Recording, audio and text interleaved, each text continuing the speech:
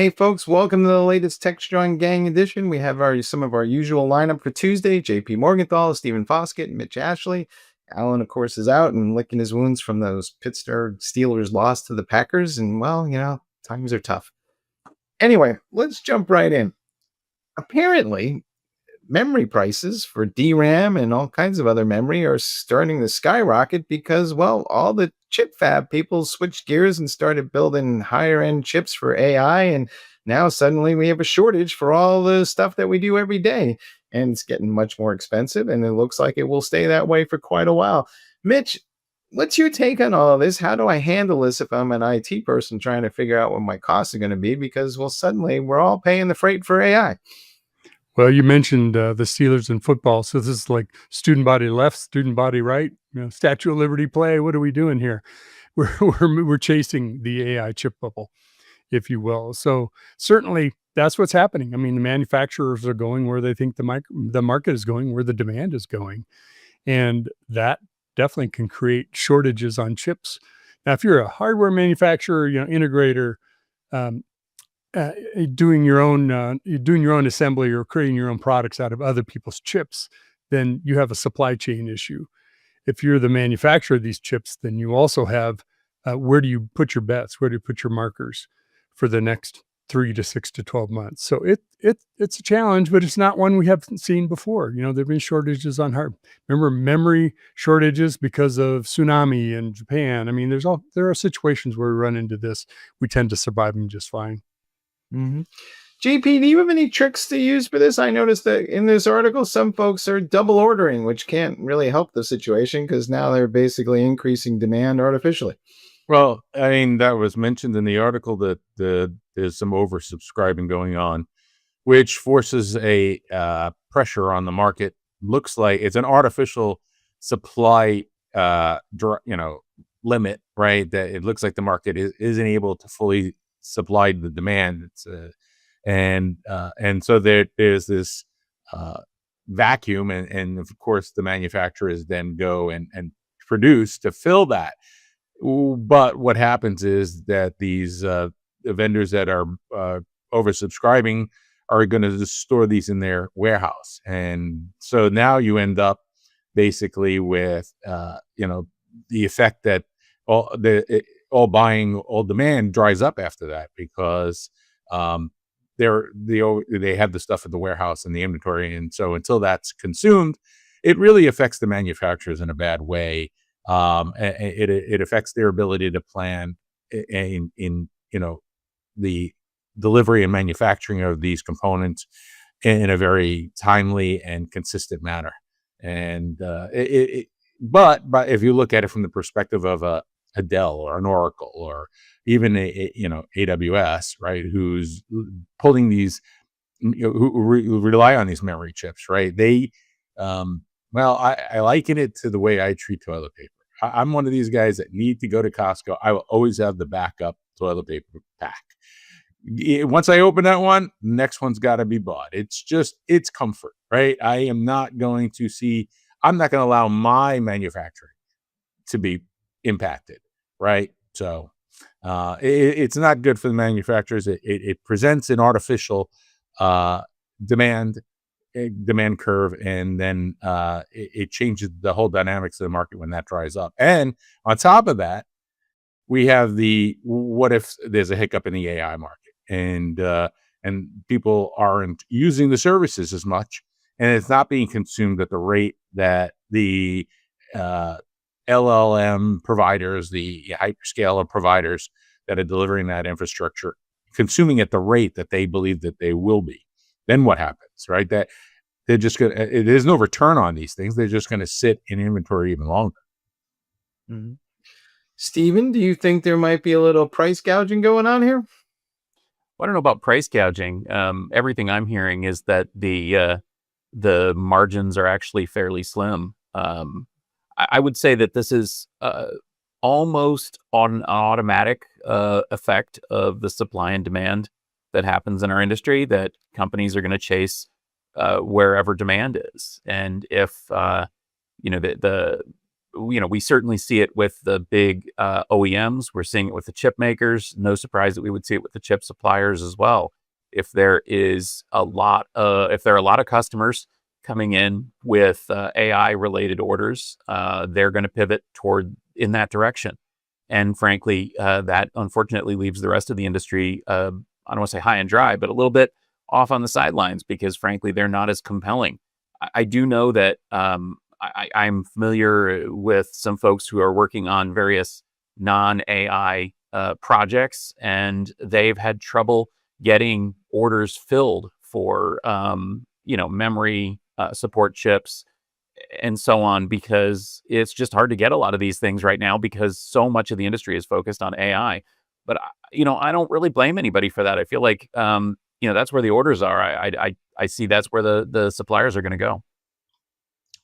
I was watching Micron from a stock perspective in the past 3 months because they actually just recently had an earnings announcement, and that was a big part of the Micron story among investors, is that there is going to be this as AI becomes more popular, there's going to be a pressure on the market to require more and more physical memory in order to support the needs of larger and larger models. And Micron stock shot up significantly over the past couple of months. I would say, I'm thinking it's close to 100 points that move. Now it's reached the saturation point, so the market's kind of saying, okay, this is fair market value, $200 and some odd for Micron stock right now, right? And it's actually down a little, but it hasn't jumped since.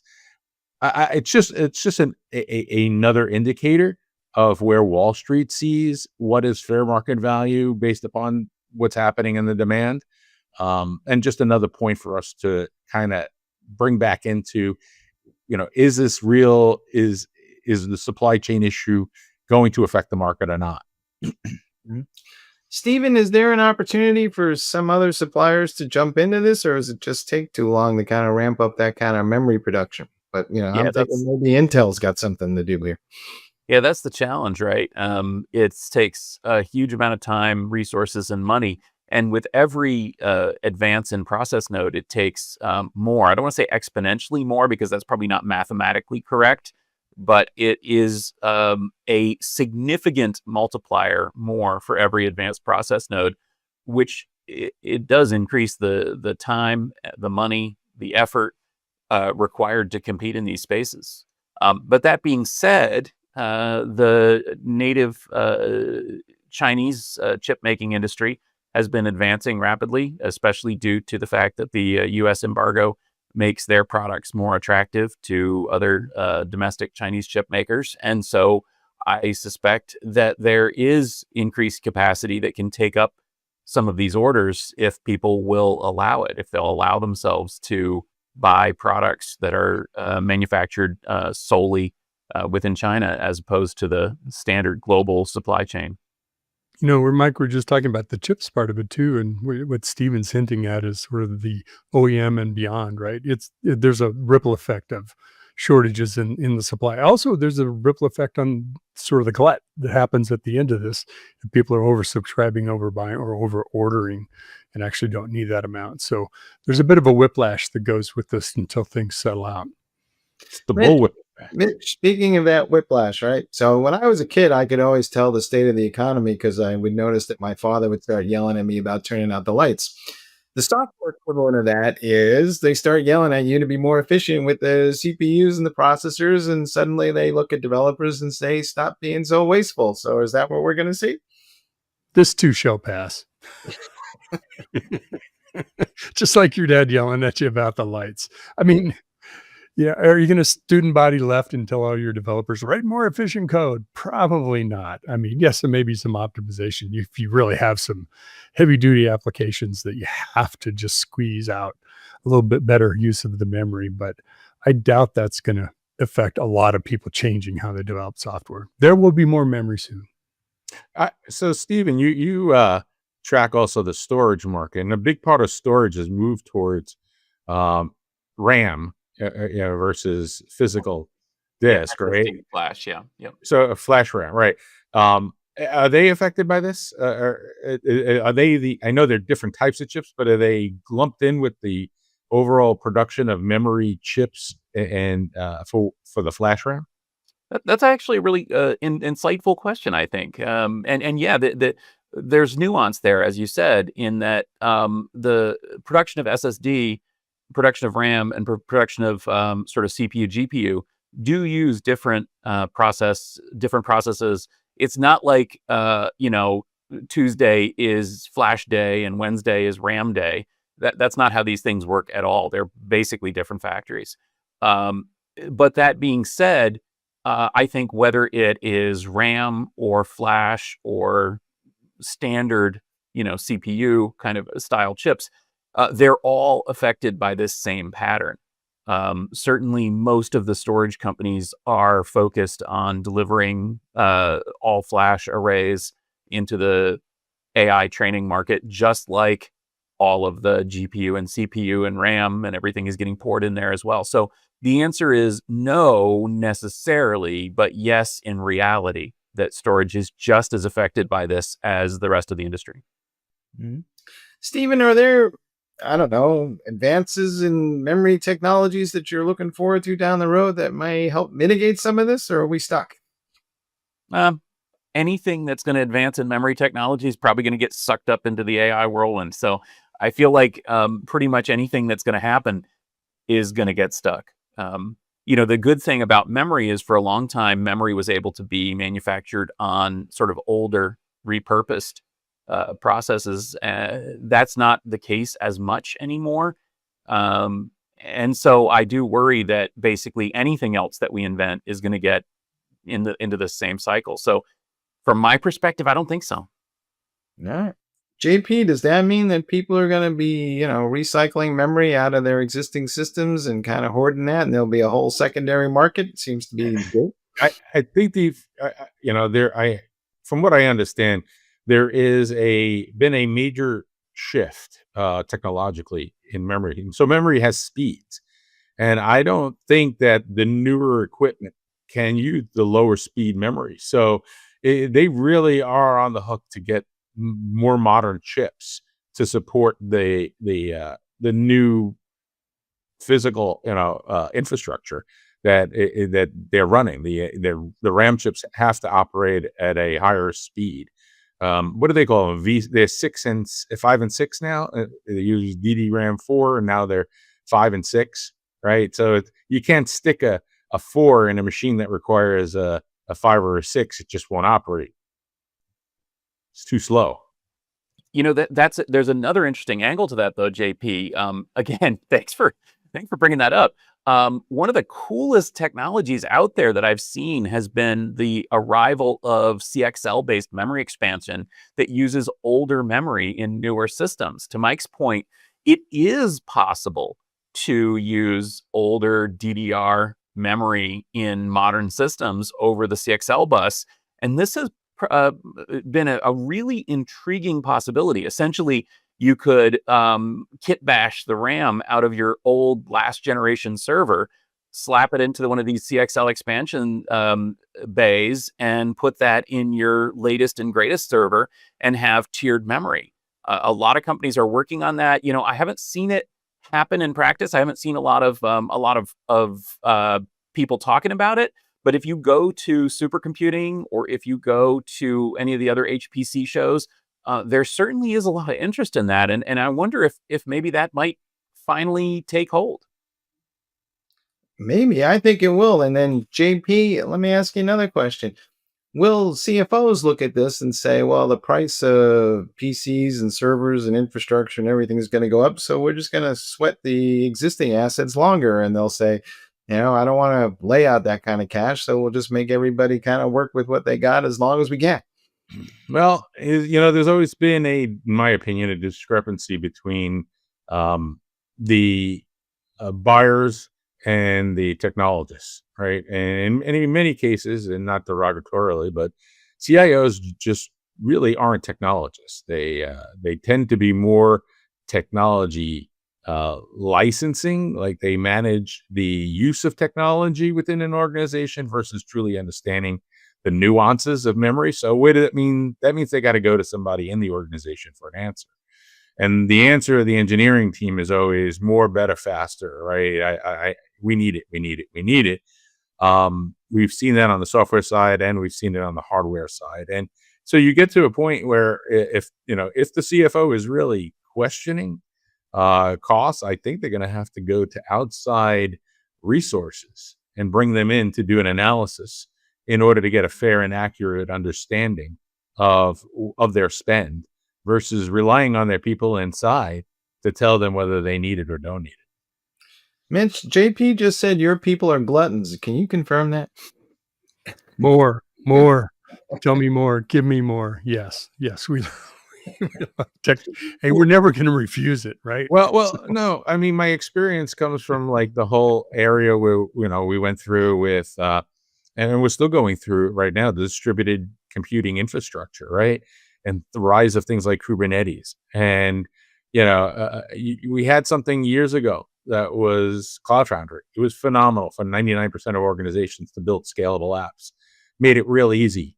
Reduced the requirement and overhead of the engineering team, and have to bit twiddle in order to get things working. It was really very much equivalent to like the V block type architectures on the infrastructure side, right? The rack mounted complete. You get your copper rack switch, your compute and your storage all in one complete device. That was the equivalent of Cloud Foundry. But engineers decided, no, I want to go with this other thing that costs more to operate, harder to operate, very fragile to operate, because that's better for my career, right? And who can argue with them? Who in the organization has the pushback to say, whoa, what's this costing me? Because they don't look at the cost. They don't look at the cost of the organization long term when they make these decisions. They do what's best for them. And typically over history, nobody's ever pushed back from the executive office to say, what's this going to cost me long term? And that piece is still missing in the organization, in my opinion. And this is just another example of that, right? If the answer is cloud, just cloud. Okay, but which cloud? Can I go with is there a better cloud, or should I, is everything just going to be AWS because you never got fired for, buying IBM, and now you don't get fired for buying AWS, right? But is for what I do, DigitalOcean good, right? Those questions, they don't do the analyses. Steven's going to answer that question shortly, but I'm going to give Steven one last question here, and then we'll wrap this up. Are we in danger of maybe having ration memory? I wouldn't worry about that as much as I would worry about, as JP said, what happens if there's a hiccup in this purchasing conga line of basically anything that's being produced immediately gets sucked up into the AI machine. What if the technology changes slightly? What if somebody develops something that doesn't need quite as much memory? What if it turns out that, production AI applications can run on a different type of compute? What if we don't end up accelerating this machine? I almost said monster, that is eating up all of the world's production.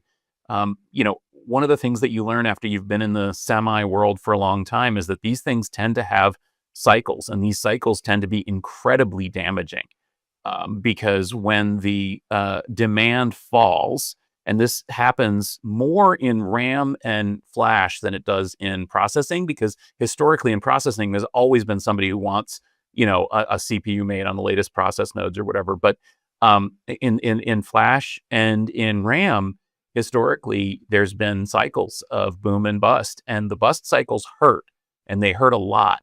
And if those bust cycle was to hit everything, well, that's probably going to hurt the economy quite a lot. Well, and haven't we seen this already starting to happen, where DeepSeek, we've seen take large models and produce them as quantized and yet very effective. And now I believe OpenAI open sourced one of their mainstream models in a quantized version, 7D. It runs on 16 gigabits of RAM. So we are seeing the effective and high quality inference engines being released on lower memory requirements. That is clearly a basis for potential hiccup in this whole memory production scheme.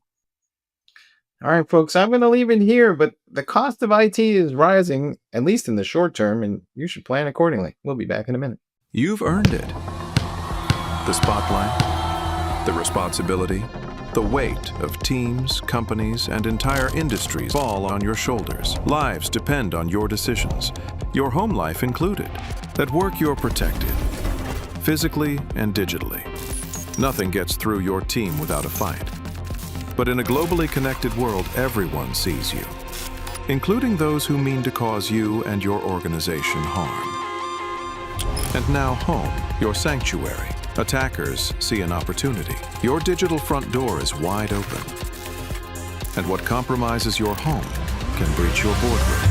Because the devil's greatest trick isn't targeting your workplace firewall. It's convincing you that your personal life isn't at risk. Black Cloak. Digital executive protection, defending the new attack surface, your personal life.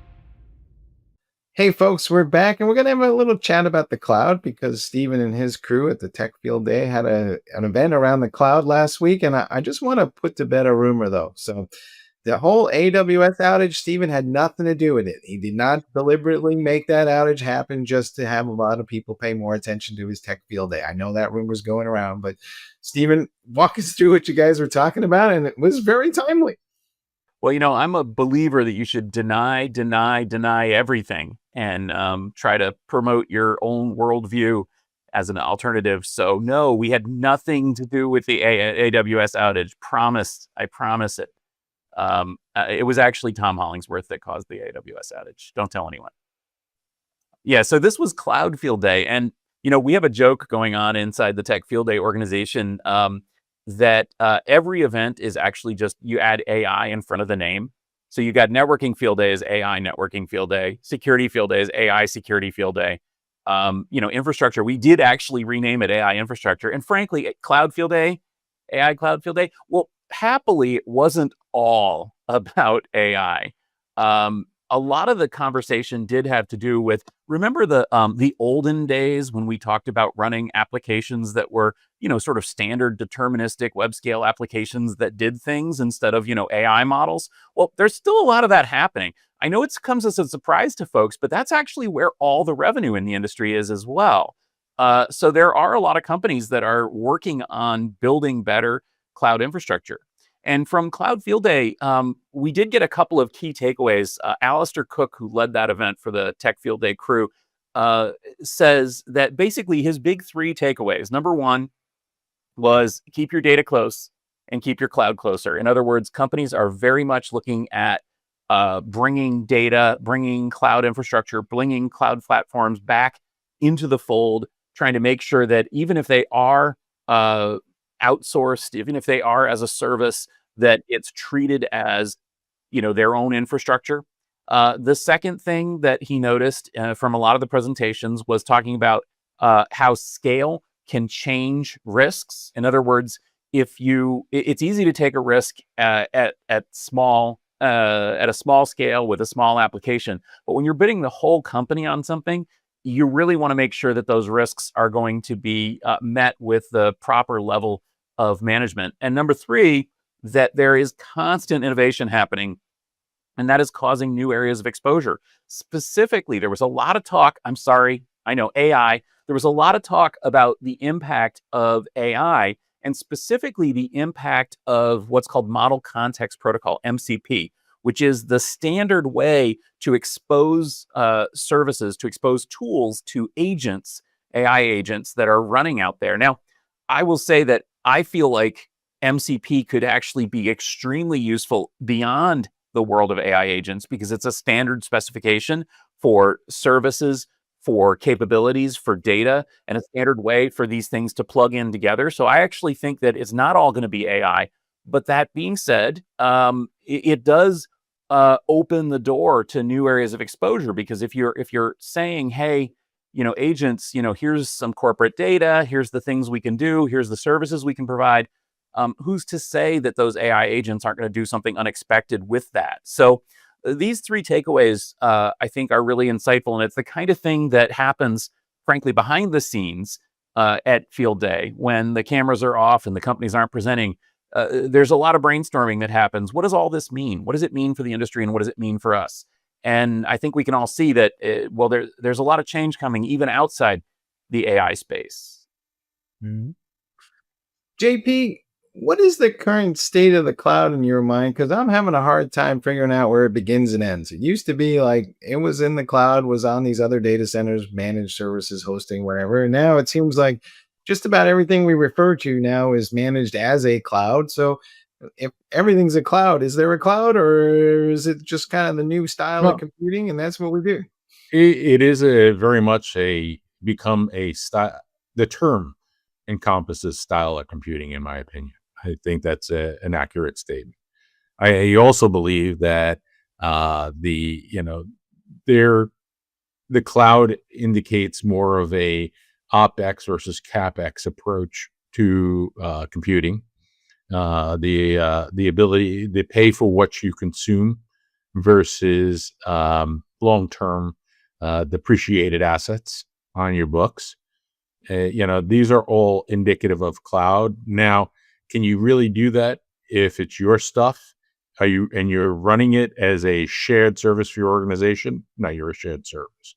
You're still an IT organization. You can run it in the style of cloud, but you're not a cloud. And then we have this other term that I don't know when it was introduced, and it caught me off guard the first time I heard it: hyperscaler. And that is the term that they now use for Amazon and Google and Microsoft. They're hyperscalers. We used to call them the cloud, remember? And now we call them hyperscalers. And I think the reason why was exactly the point you made, is to differentiate style of cloud from actual cloud service provider. Stephen, was anybody talking about repatriation and workloads in the cloud, and I don't know what to run where and why? Absolutely. And that is one of those things where people are increasingly concerned that there's exposure, frankly, if they're not careful about what data that they place outside the data center. It's funny. This is a story that we've been hearing for a long, long time. I mean, those of us who've been in IT for a long time, been following the cloud for a long time, this sounds very, very familiar. But, I think that people are really facing this challenge, especially now that there are so many compelling on-prem cloud capabilities. One of the companies that presented at Field Day, for example, was Oxide, which is always a crowd favorite because they make a big honkin' private cloud, software and hardware, that you can set up inside your own premises and own and literally have your own, not just scalable platform, but really hyperscale platform with all the bells and whistles and all the services that implies.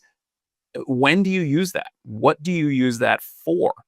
And that is, I think, one of the key questions that people are facing. And similarly, we heard a lot of the same kind of conversation from Pure Storage, which offers storage from on-prem as well as native cloud storage. And their customers are asking the same question. Do I want this out there? Do I want this in here? And ultimately, I think that what happens is there's a lot of conservatism in IT and a lot of people saying, you know what? I'm a little nervous. I'm a little nervous that maybe I will be a small fish in a big pond if my stuff is running in one of the hyperscalers.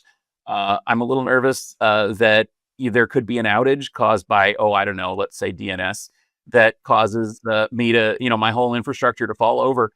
Maybe it's better if I have some of this stuff on-prem. And, and then of course there's the AI factor. If companies are looking to spend a ton of money on AI infrastructure and new AI applications, maybe they're going to think about, repatriating to save cost, not because they want to intrinsically save cost, but because they want to reallocate budget. And in that case, they may be indeed looking to bring stuff on-prem rather than continuing to run it on these, blue chip clouds. Minch, what should developers be thinking about here? Because a lot of times they write stuff and they get pretty deep into the weeds of an API, and then we can't do what Stephen just said we want to do. I think there's a couple of factors to consider. One is if you look at the data of what the mix of cloud, on-prem, and hybrid, it's about 46% of what organizations say they run is in the cloud. 22% or so is on-prem, and then a mix of hybrid across that. So a lot of times applications can live in one environment or the other, and though we are trying to make the private data center look like a cloud just for efficiency and same standard operating procedures that we use in the cloud, we're not quite there yet. So I think it's all about where you deploy it, where you're planning on putting it. If you're going to be putting it in the cloud, then how closely do you align with the services that are available in that particular cloud? Or do you run your own database? So do you use DynamoDB or some of the services tied to the provider? Or do you say, no, we're an Oracle shop, so we're going to put an instance of Oracle up there, or maybe we're running some other database that we'll manage. So it kind of has layers. It's sort of like this onion of, yes, it's location's one part of the decision, but oftentimes it's what you're going to be running will drive where you're going to put this, as well as the availability and the access for your end users and customers. Mm. JP, how much of this is now just driven by where is the data in the first place? It's a good question. Data gravity is a real issue. I think it is a big part of how people are thinking architecturally about what services to consume and not to consume. And also, where do I want to consume those services? I think that plays a considerable role. However, seemingly less and less. I see a lot of redundancy. I see people being less concerned about data being or parts of their data sets being moved to where processing is happening, right? So, especially around AI, sorry to say, but it's true. There is a lot of people or businesses that are now starting to leverage data lakes, things like Databricks and Snowflake and things like that have built-in AI capabilities and functionality. And they're not moving all their data there. They're moving a subset of data there relative to the analytics that they want to perform. I think those are two key indicators or two key metrics that need to be evaluated as to where do you want to run this, and and what do you need there.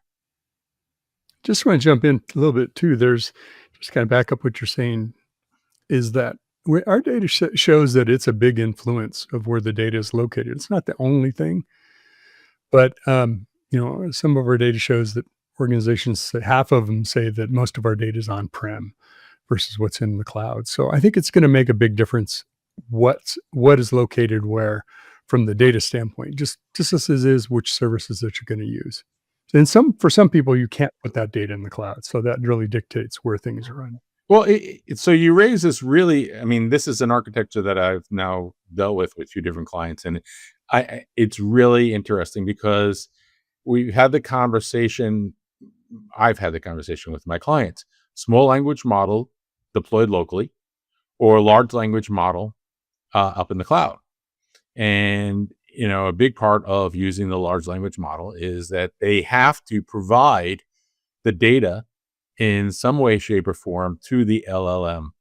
And that can be done as, a tool, like something like MCP, or you can provide it as part of the prompt. But regardless of how you look at it, data is moving to the LLM in order to do that processing, right? And they like the idea of keeping it on-prem and taking advantage of local network speeds in order to, but then they're like, well, then I need people who are skilled at managing, deploying, and operating this small language model in my organization. And that's not a skill that you can just go out there and readily find on the market right now. Yeah, that's actually interesting because that's where HPE came in with at Cloud Field Day. They brought in Kamawaza as a partner who we've talked about here on the gang in the past.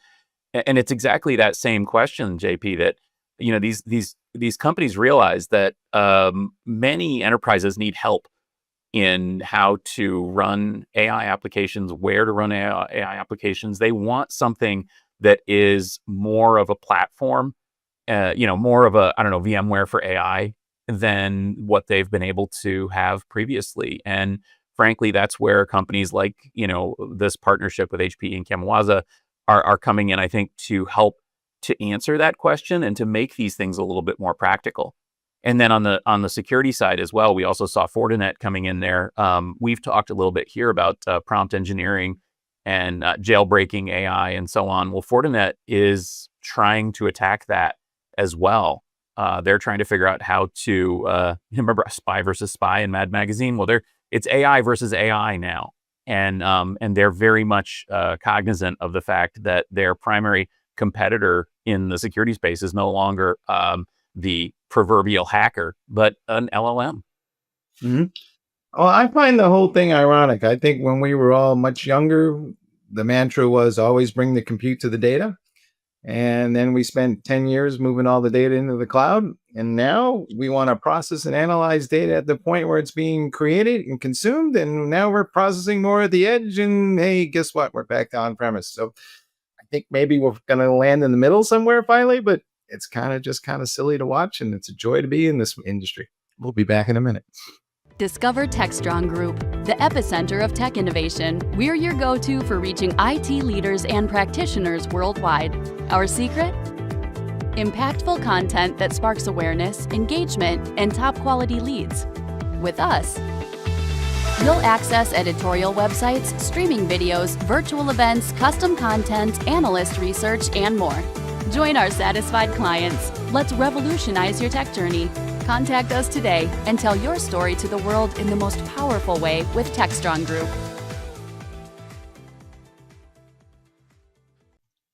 Hey, folks, we're back, and well, sometimes truth is stranger than fiction. And if you've been watching this whole or following the NBA scandal, it comes in two flavors. One is feels like traditional shaving points kind of thing, and the other one involved having players entice high-stake gamblers to games that were off-site that were rigged because somebody was using technology to maybe use x-rays to see what cards players had, and all kinds of fun stuff was going on. But JP, I was kind of impressed with the technological prowess that went into this whole thing. What's your take? I find the entire scenario extremely interesting from so many factors. One, I think the most interesting is the article mentioned the Cosa Nostra. I mean, in all honesty, I haven't heard them come up anywhere in years. Exactly. I actually thought the Russian mob took care of all of them. I thought they were rubbed out. The Russian mob owned everything. So the fact that they're still out there playing in their old tricks and making headway, that's great. I mean, Lord knows I'm actually rewatching The Sopranos right now. Right, it's funny, pump and dump schemes and rigged machines. This is old school, and yet new school. So it's old school meets new school, right? I think it's. I mean, we laugh because we're not the victims. I think what they did was awful. I mean, just first of all, I do go. When I'm in Vegas, I'll go to the casino, and when I'm on a ship, I'll go to the casino. And I don't like those shufflers. I have never trusted them, and I know that they claim, the legitimate ones that hey, we have the machines checked out. But the truth of the matter is every one of those machines, whether used for improper purposes or not, has the ability to read every card in that shuffler and know where it is and knows where it will end up on the table. And that's why they have those little panels off to the left and everybody gets registered because there's a computer that's computing every outcome. Now, a legitimate casino hopefully isn't using that information to hinder or change an outcome. But, when Royal Flush comes up, they know immediately, yep, they know who had it. They play their games. They do their camera stuff. Show me all the cards. That there's no hokey. But guess what? That's eye candy. They knew before that hand was even finished that who had the royal flush, because that shuffler is feeding the data. Okay, and so somebody turning it on, and then if you watch poker tournaments, right? These cameras that tell that know, they need those, right? That's how they do the TV presentation. They can show everybody's hand and what their down card is relative to what playing the community, right? So this is technology that's been in use for a while. But to employ it without without anyone knowing, but I think the bigger part of it is that under the hood is still this subtle, Paul Newman and Robert Redford sting operation where playing with the chips, okay, and sending signals to one another by physical attributes. The mix of it all is just bewildering, but it's awful. I mean, it's a fundamental breach of trust at the worst levels, and to see that people in the NBA were involved in this. I mean, for years there's been big money games in big cities, and sports players and actors, and they love to get involved. Ben Affleck is a known actor who plays and does this, and there were a couple of well-known baseball players who've been about legit games, so to speak. No rake, right? We learned that from Molly's game. If you don't take a rake, it's not illegal. It's just a bunch of people having fun. It's when the house takes a rake without it being a legitimate casino that's illegal. And the person who's taking the rake is the one who's breaking the law. So as a player, you did nothing wrong. Very, very interesting. So many attributes. Should be a movie. I definitely would love to see the Ocean's 14 or 22. This is how they play. But yeah, it's not AI. So very interesting, right? The next version of this will be AI determining how to read the cards. Oh, we forgot about the glasses with the marked cards. That was another grand scheme, right? Somebody actually, that's another thing you think about in the casino. They're always opening new decks, and the decks are coming right from the manufacturer, right? These guys are using marked decks. So really, really, everything old school meets new school. I think it makes for a great script. Somebody's probably out there writing it. Yeah, hopefully Michael Lewis is writing the next book about this thing, right? Like the Moneyball guy. I would really like to read that novel. But you're right, JP. The thing that kills me about this story is that it is the same as it ever was, and high tech. You know what I mean? We've got, in the same sentence, we've got the Cosa Nostra and marked cards and private gambling cheats and USB dongles and Raspberry Pi and apps, smartphone apps and everything. It's wild what's going on here. But I think that you're right too, that the thing that kills me about this story is that so many of the people that are being charged are actually probably somewhat victims in themselves. It seems like a lot of these sports guys, they got pulled into gambling. They raked up, huge gambling debts. And the way that they thought that they could get out of it was to become, basically part of the scheme. And I think that that's probably why they were targeted to start with. Maybe these guys were pulled into gambling, poker and so on, intentionally to try to help, basically have them be the bait to get people to these high stakes private poker games. I don't want to absolve them of responsibility because it sounds pretty crazy, some of the things that they're saying these guys did. Active NBA coach, texting someone, hey, it looks like LeBron's going to sit like pretty soon. He looks pretty tired. Bet against the team. That kind of thing. That's some wild stuff right there, because it's just so he knew it was wrong. He knew what he was doing is wrong. And the same with some of the players. Hey, I was just in the locker room and boy, these guys look tired. Or hey, I hear this team's going to tank so that they get a better position in the draft.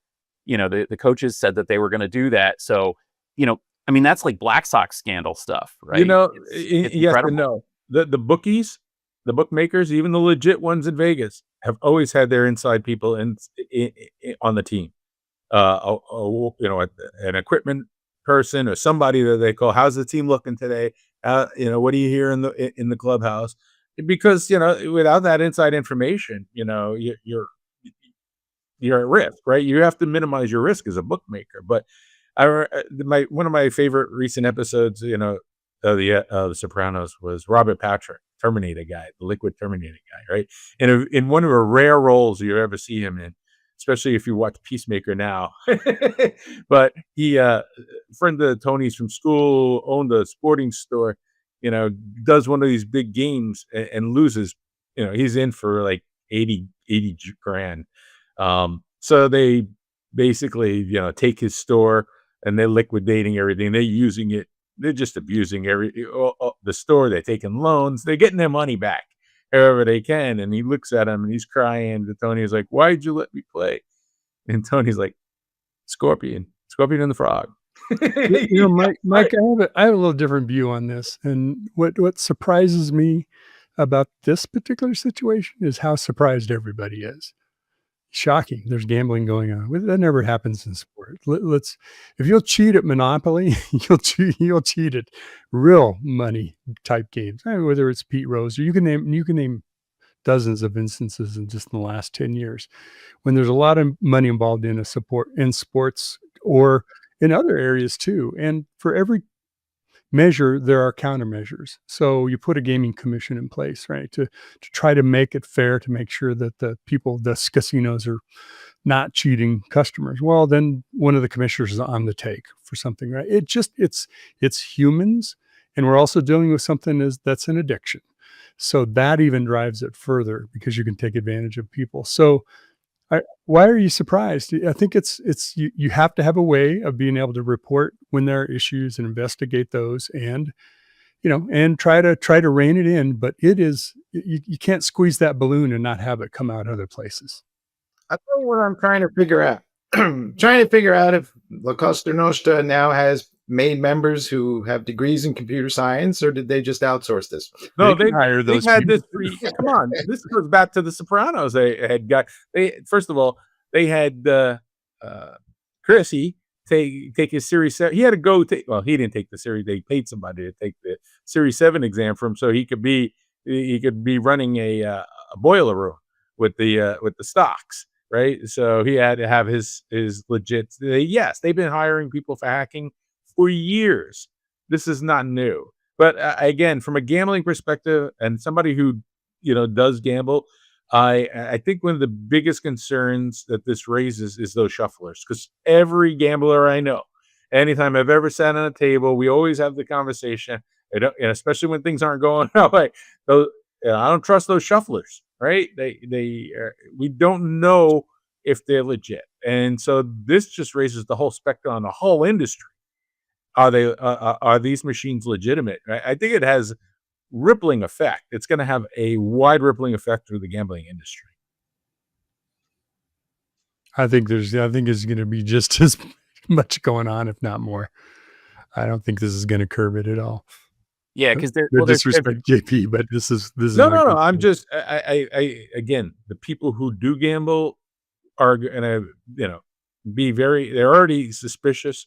I think that like you said, the gambling commissions will have to step it up and make a very public appearance that we're doing more. And we, as you said, how legit are those people? We don't know. I'm going to end this here, but I would say, the next poker game I play in is going to be in a Faraday cage. That's how it's going to play. with a deck of cards. Cards Walmart. It doesn't help when the server and the wireless router are in the room with you. There you go. See, there's always a countermeasure.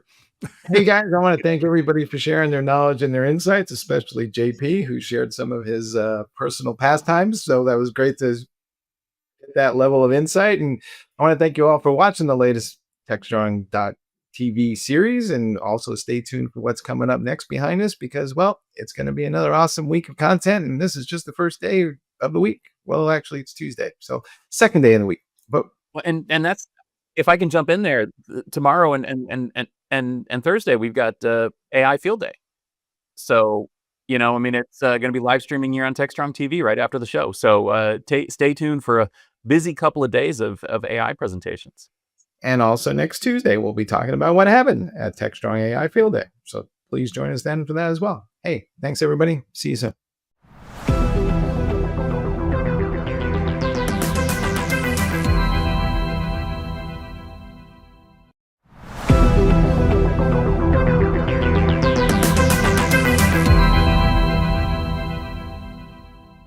Hey everyone, welcome back here to Techstrong TV. We've got another good interview here for you to learn a little bit about. I want to introduce you to Ryan Kochova. Ryan is the SVP and Field CTO for Jellyfish. And let's welcome Ryan to Techstrong TV. Hey Ryan, how you doing, man? Hey, Alan, I'm doing great. Thanks so much for having us today. We really appreciate it. It's a pleasure to have you on here with us. Ryan, let's start with you before we even jump into Jellyfish, right? Give us kind of an idea of your journey, where you've been. Yeah, my background is a 50-50 split between operating and consulting roles, but all things around R&D. I love tech, I love innovation, I love the process of building something software-oriented. So I cut my teeth technically doing things like bytecode instrumentation for performance diagnostics. And then prior to joining Jellyfish about 4.5 years ago, I was working in the private equity ecosystem, serving as an advisor, private equity, both on value creation as well as software due diligence type initiatives. Excellent. And then, so you've been at Jellyfish about 4.5 years. Mm-hmm. It's a long time already. Yeah, I'm loving it here. Good for you. For people maybe out here who are not familiar with Jellyfish, how would you describe it to them? Yeah. At Jellyfish, we've been around since 2017. We consider ourselves what's considered a software engineering intelligence platform. So essentially, we're sitting alongside the tools that engineers use day in, day out. And the idea is to surface the key insights or actions that help your engineers, whether you're a platform engineer or you're a CTO up and down the stack, understand how you can do your job a bit more effectively, surfacing key insights that help you do your day-to-day job. Love it. Love it. And people who maybe want to get more information about Jellyfish, where do they go? Yeah, jellyfish.co. You can learn a bit more about our use cases, what we do, and where we're driving value across our customer base. Very good. All right, Ryan, if it's okay with you, I want to pivot now and talk about a recent announcement out of Jellyfish about new product offering. What do we got? Yeah, we just recently announced our AI Impact module, an extension of that to cover a few more capabilities. I can go into detail, but maybe first down, does it make sense to maybe just talk a little bit about what our AI Impact module is before talking about the most recent announcement? Sure. Of course.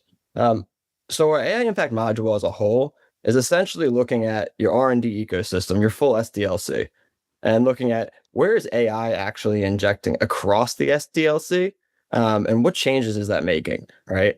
And so I think we're all seeing this high pace of innovation today where, every 3 weeks, it feels like something new is coming out, a new product, a new offering.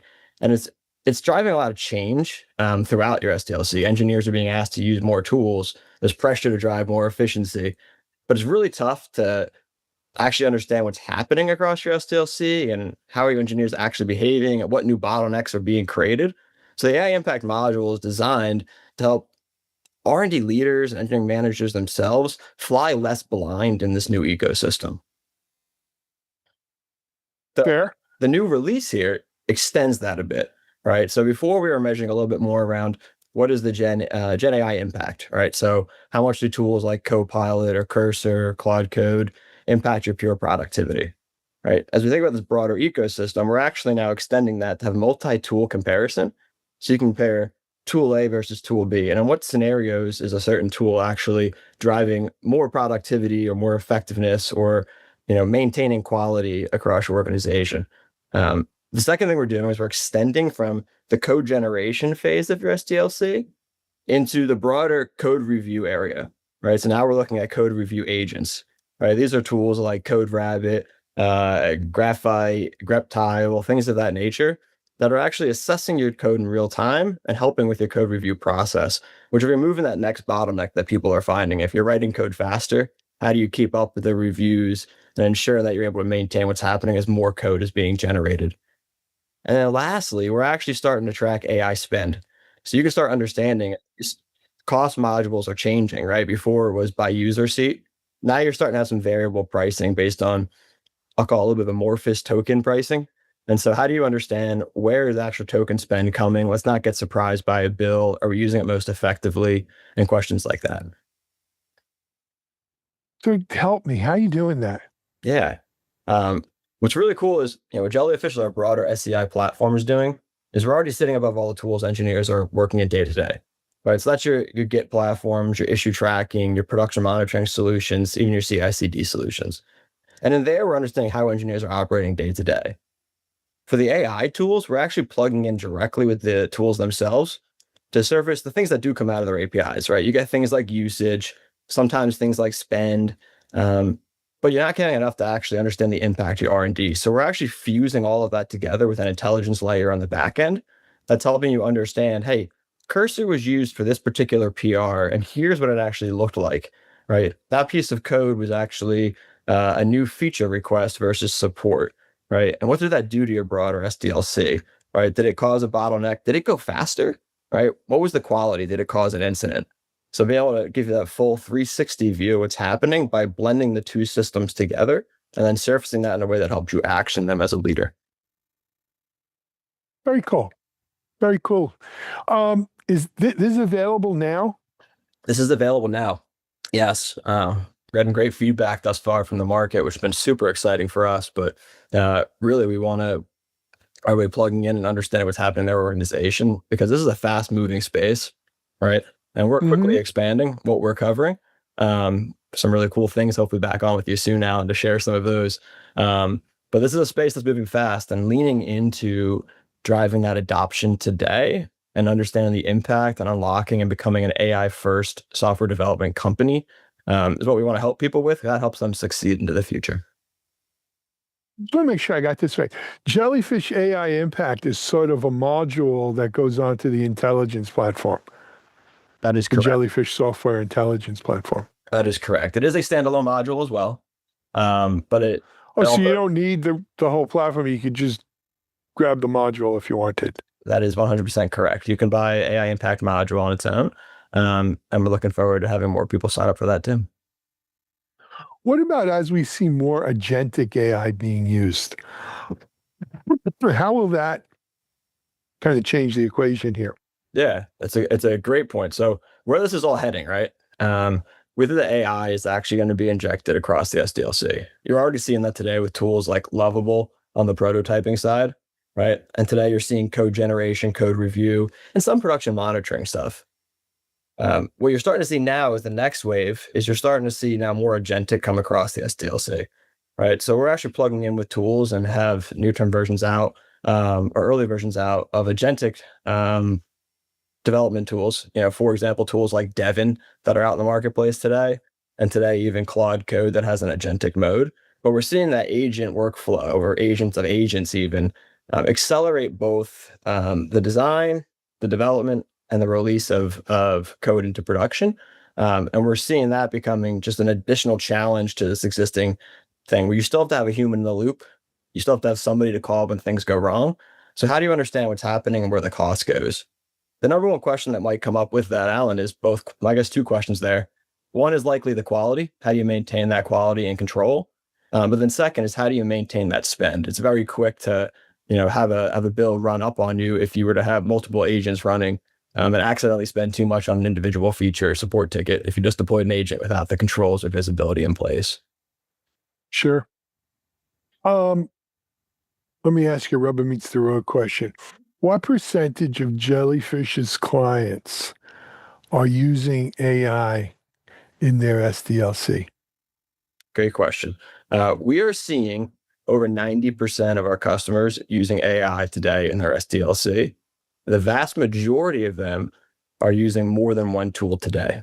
That can be more than one code generation tool and or tool type. So starting to see more of that PR review agents, more agentic code development, as well as more prototyping tools like the Lovables of the world. 90%. Crazy, huh? It's wild. We actually saw it leap. I think early in 2025, we were coming off some 2024 reports that were putting us closer at 60%. And we saw a leap heading into Q2 that jumped it to about 90%. And what we're seeing as the big change there was, one, the stepwise change in the models, but also the release of additional tooling and the capabilities of those that were already in the marketplace. They coincided together, but we've seen a demonstrative change into Q2. And then Q3 of this year just saw an acceleration of that. It wasn't just getting it deployed. It was moving from the state of adoption into actually driving productivity. And then we expect heading more into actually driving greater business outcomes in Q4 here. Yeah. I mean, these things follow sort of a typical thing. You know, it gets adopted by individuals, teams, divisions, enterprise-wide, right? And not necessarily that linear, right? You'll get a team over here doing it, and they're a little bit ahead of a couple of guys over here doing it, and all of a sudden the CIO says, we're going to standardize on doing it. And so it's a little helter-skelter, but it does kind of follow that pattern. And I think ultimately, because doing anything at enterprise scale is, it's not something you snap your fingers. To really do enterprise scale, it takes some time. But I agree with you. We're on our way. I think these numbers prove it out. This sounds like a great, useful module here for Jellyfish. Sure, it's standalone. It's even a standalone. So good for you guys, Ryan. You'll come back on and tell us as this continues to develop, I assume. Oh, we definitely will. We'd love the opportunity to hop back on, and maybe I'll leave with a parting thought a little bit here. And one of those is what we're learning in the market today, and we published an AI impact framework around this in terms of how to drive the greatest impact with AI. Is essentially, first, you have to focus on that adoption, to your point, right? Some people are more skeptical, others are leaning in, but it really is a change management exercise, and you have to build the trust with folks. We're seeing it take over a quarter for the time someone gets a tool to when they're actually starting to see productivity gains. So lean in, expect some time, and focus on change management. The second thing there is to understand where the bottlenecks are happening. If you're accelerating code, right, where is that next bottleneck unlocking? Is it more enablement, and when to use what? All right, is it getting more PR review agents or focusing more on that PR review process of quality? But make sure you're seeing the right results that continue to build that success. And then at that point, focus on the business outcomes. Right? Are you actually releasing more features into production? Are you getting a better return on that ROI of the AI spend? And it helps you both communicate to your teams, but also communicate to the external pressures outside of R&D. Very cool. Hey, Ryan, thanks for coming on. Good luck to you and all the folks at Jellyfish. Just as a reminder, that's jellyfish.co. That is correct, Alan, at jellyfish.co. Yep, because I've made that mistake. Hey, we're going to take a break here on Techstrong Techstrong TV. We'll be back in a moment. All right, thanks for having us, Alan.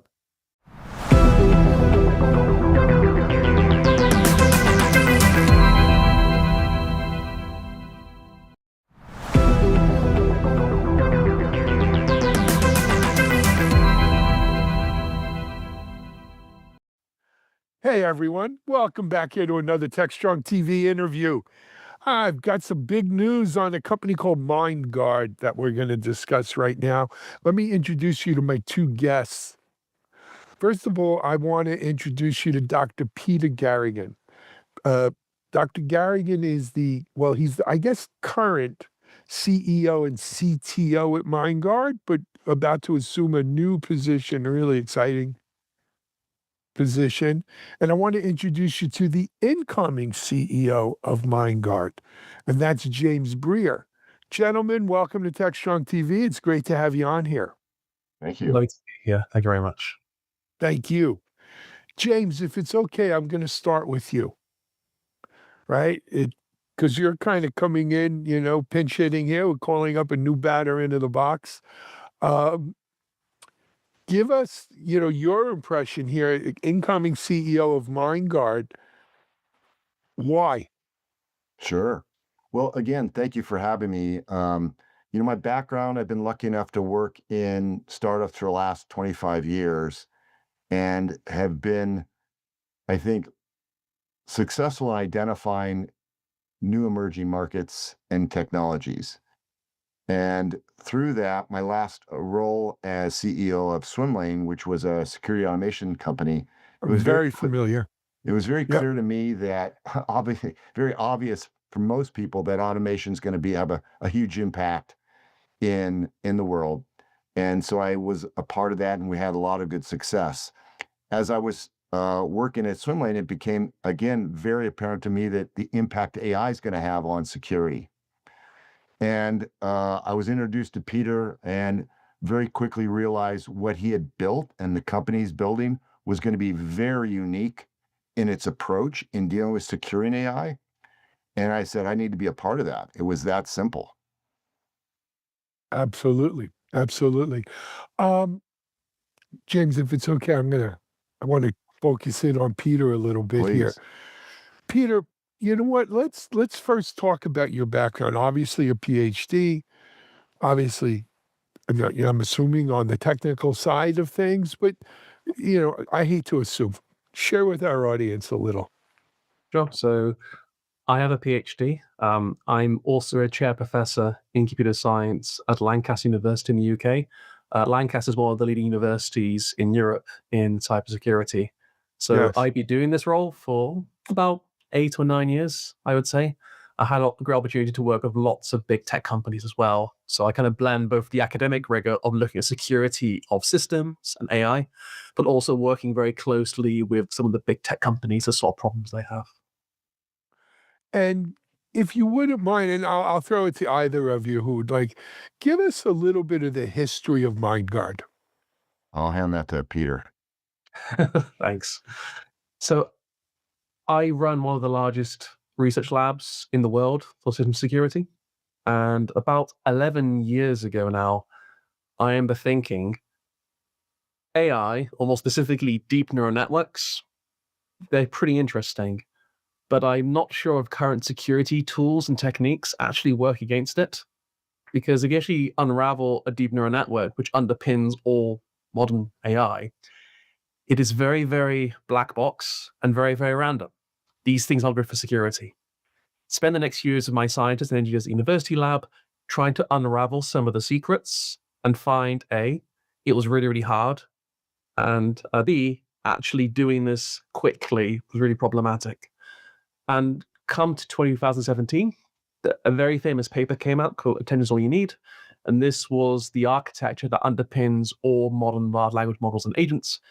Realized that we need to make a company in this space with the tech we have built, because if we don't do this, I'm seriously worried people deploying AI at scale back in 2017 cause a huge set of problems. Fast forward today, we hear loads of stories about AI being deployed and things going wrong.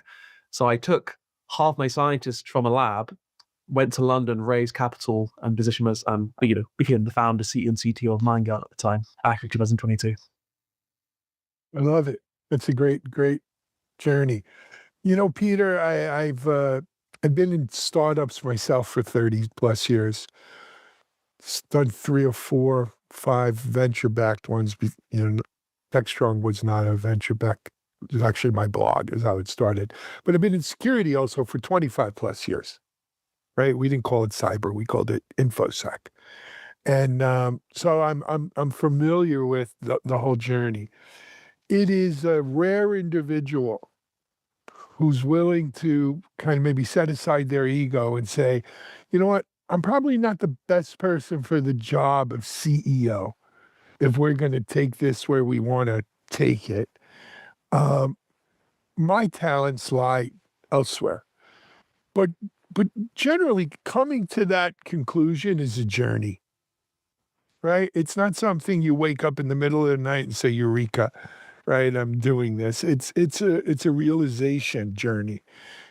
Tell us, if you wouldn't mind, tell us a little bit about your realization journey to this point. Sure.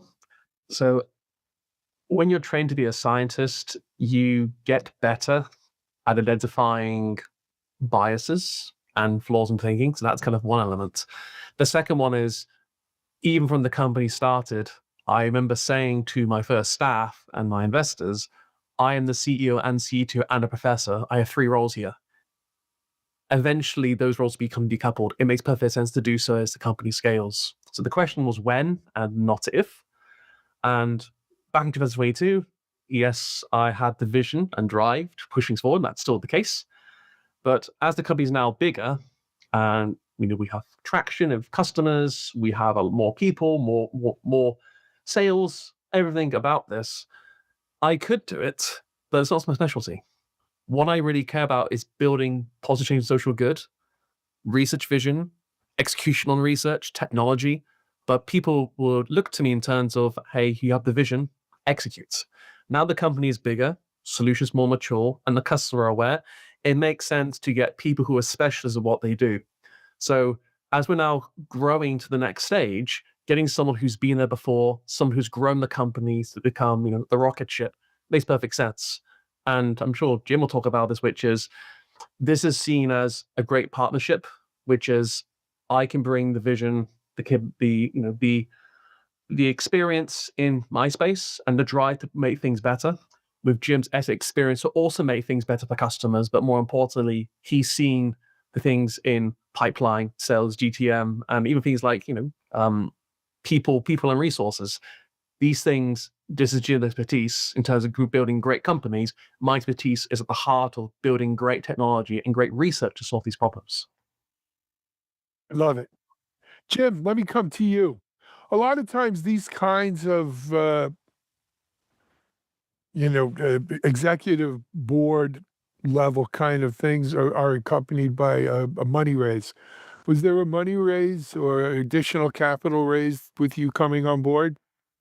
Not yet. I think we are currently had completed a seed round financing a little less than a year ago. I think it's Okay. our plan to start to entertain a round financing here in the next 6 to 12 months. Good. Peter, just one more question for you, and then I want to really jump into MindGuard. You're shifting to the role of Chief Science Officer. Talk to us a little bit about what that mission is. What do you see that as what's your job as Chief Science Officer? So my job in the company still as founder is to make the company successful. So it's not Sure. a case of I'm still talking to customers, I'm still doing marketing, all that thing doesn't go away. Also founder, always a founder. But my core remit now, it's very common in AI startups that the chief science officer is one of the key focus points of the solution. Because a lot of the space stuff in AI is not solved from a research or technical background. So I move into a role to really focus on 2 or 3 things. One is that my strength is looking for a vision for the future and making it a reality as a scientist. I can bring that type of skill set and my background and ability into the company and keep driving forward the solution. So have a very differentiated and a great product. The second one is what makes our company a little bit different is there is a very large AI lab at the University of Lancaster, which operates. There is a partnership that we have with them, which we'll be talk about, I'm sure, soon, in order to actually train the next generation of AI security researchers. I'll be focusing my time with them as well. So there's a whole untapped market of research in this space that needs time. So my job is going to be ensuring that MindGuard's pushing the future of AI security. And we do this by actually getting at the heart of the problem of AI, as we talk about, is really the science behind it. And how do you take that science and build it into technology? So a lot of my job is to focus on that. But of course, I'll still be doing everything else in the company as well, but that's going to be my core focus. And obviously, Jim will be coming in then too. Excellent. Thank you, success. Peter. Thank you. James, let me turn back to you now. Talk to me about MindGuard's mission going Yeah, forward. sure. I mean, so again, I think what we're trying to build is the leading AI security company in the world, full stop. I mean, that's our objective. And it's really trying to help enterprises, I would say, kind of secure their models, their agents, systems, because it's going to be ubiquitous here very shortly across the entire life cycle. That is our mission. So I would say it's already ubiquitous, right? Yeah. 90% of developers are using AI. Exactly. 30% of Google and Microsoft say 30% of their code's AI generated. And that's just in the software delivery space, right? Right, right. Jim, when I look at AI and security, though, there's almost like two separate missions here. One is I'm leveraging AI to provide better security, right? Yeah. Two is there's three missions. Two is I am defending against bad guys, let's call Yeah. them, bad people who are using AI Yeah. from malware Right. and for bad things. Yeah. And then number three, knowing that every organization is building a new AI infrastructure, a new AI stack, if we could Right. call it that. Right. How do I protect the AI stack from AI and conventional threats, Yeah. right? Whether I use AI or not. Yeah. Talk to me about the three of tee them. that's a very good question. I'll let Peter answer it. But I think first and foremost, as you brought up, right now that we're at a stage in the market where if you saw kind of AppSec and how that grew, and now Yep. you look at today, there is I'm expecting a massive tsunami of challenges with securing AI. Meaning you don't see a ton of breaches announced yet, but they're coming. And if you track kind of AppSec and its history, we're at the very bottom. And you also brought up kind of defense. Well, first and foremost, most importantly, is can companies get assurance and comfort and confidence that they have the right defense? And it starts with kind of an offensive strategy. And I think what we're trying to do is take kind of what Peter's built with the kind of the academic rigor of AI research, and we're combining it with offensive skills. So we're building the best kind of AI hacking infrastructure in the world. We brought in probably some of the best, and we're going to train the models so that we can help give confidence to enterprises when we go kind of on a red teaming and using AI to red team to test and validate, through attacks that their infrastructure's protected. Now, we will also be doing protection is what you kind of we're talking to there. But it starts with getting kind of visibility and then attack, and then we'll defend. And I don't know, Peter, if you want to add to that. I think there's two things. AI has been around for decades. It's not a new technology, not a new concept. People are talking about LLMs and agents as this generation, and it's got huge adoption, as you mentioned, Alan. It's pervasive, it's ubiquitous. It's come very quickly to market. So this introduces a new attack surface because the AI is still software, but conceptually, but how you do things like attacking and defense is actually quite different because there's no code. It's a bunch of mathematics probability in AI models. It's very, very difficult. Yes. And what we're looking at is enterprise companies have three problems in AI. First one is the visibility of risk. Where is my AI? What is it doing? If I can't find it, I don't know what it's doing, how on earth am I going to defend it? So Right. that's Always big. question one. Exactly. Number two, how do I assess my risk and how do I measure it reliably? In AI, that's very, very difficult from a skills perspective, but also just fundamentally, it's a random black box. How do you actually have some validity on my assessments? So I do compliance, but also make sure I secure. The third one is if I can find it and I can test it, I can assess it, how do I defend it? And again, the solutions are moving very quickly. So these are the three problems that we see day in, day out, especially companies deploying and building AI. And we'll talk about MindGuard, I'm sure, shortly, but MindGuard's built to look at those three problems. Excellent. Thank you, Peter. Jim, going to come back to you. So is MindGuard more of a red team sort of service provider, or is there actually building product around this? Yeah, no, this is a product company. I'd say we're going to take advantage of our heritage, which is a lot around red teaming. But again, we're going to expand on that because red teaming is just one element. One of the things we haven't talked about is kind of the psychometric impact or behavioral impact AI has and how people can manipulate AI psychologically. that's another element that hasn't really been thought through deeply in the market. And I think we're going to approach that as well. So yeah, heritage is red teaming, but we're looking at it much broader. Yeah.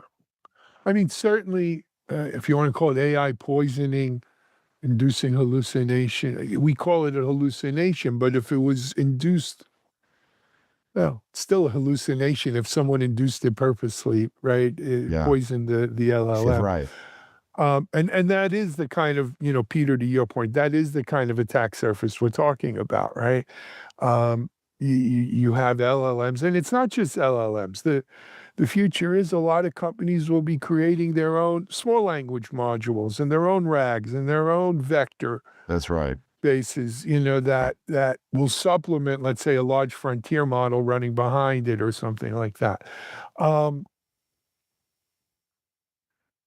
Are you utilizing AI to fight the AI, to defend the AI? And if so, how? Peter, you Mr. want to take Medium? that one? The answer, like all things, it depends on the context. The answer is yes, but AI is a tool. Like all tools, you use it where it's fit for purpose. So in MindGuard, there are instances, yes, that if you are attacking AI or trying to assess its risks, you can use AI. But there are other techniques that exist as well. The rule-based systems is also AI. Decision-making, even just having coding and doing some technical stuff. So yes, you can use AI to augment things, make it automated, but there are also other techniques as well you should leverage. It comes back to my original point, which is the AI is still software. Therefore, a lot of those concepts apply. But as Jim mentioned with this, the problem with AI is that it's not human, by the way, even though it tricks people a lot. It's still software, but it's been trained on human language and human information. So it has human-like characteristics in terms of people interact with it. And because the modern AI and LLMs and agents use a natural language, I can ask the same question 1,000 different ways.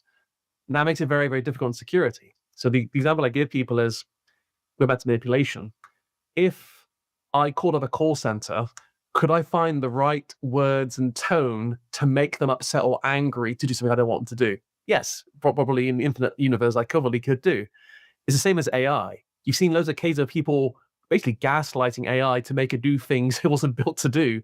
And this is not a new concept for humans, but with the power of AI, but also the ability for it to understand natural language, it makes an entirely new attack surface that you exploit if you're an attacker. Excellent. Guys, just a little housekeeping. A couple of things I wanted to make sure we mention was you recently also announced the addition of Rich Smith, who I think I know Rich. Rich Smith to the team, as well as Aaron Portnoy, two pretty well-known offensive security folks. U.S. headquarters, moved over to Boston. Great town. My son's up there.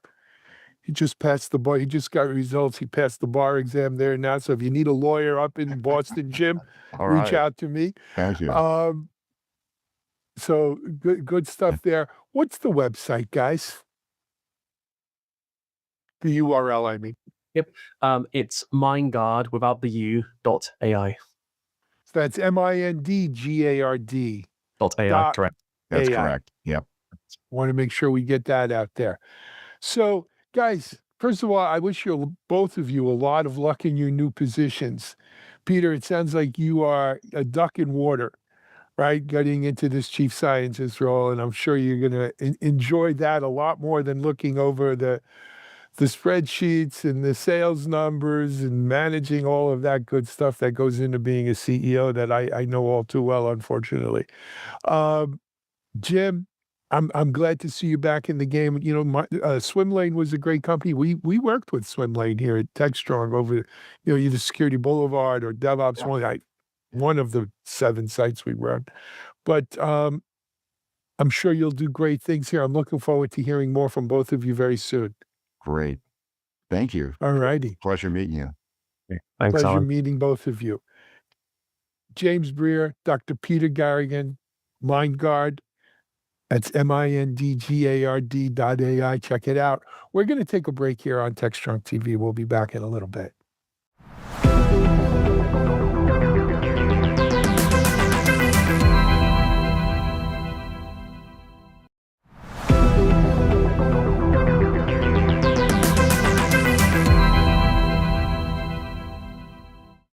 Hey guys, thanks for the throw. We're here with Danny Allen as the CTO for Sneak, and we're talking about vibe coding and the security implications thereof because, well, we've seen this play before and it didn't end well, so maybe it'll get better this time. Danny, welcome to the show.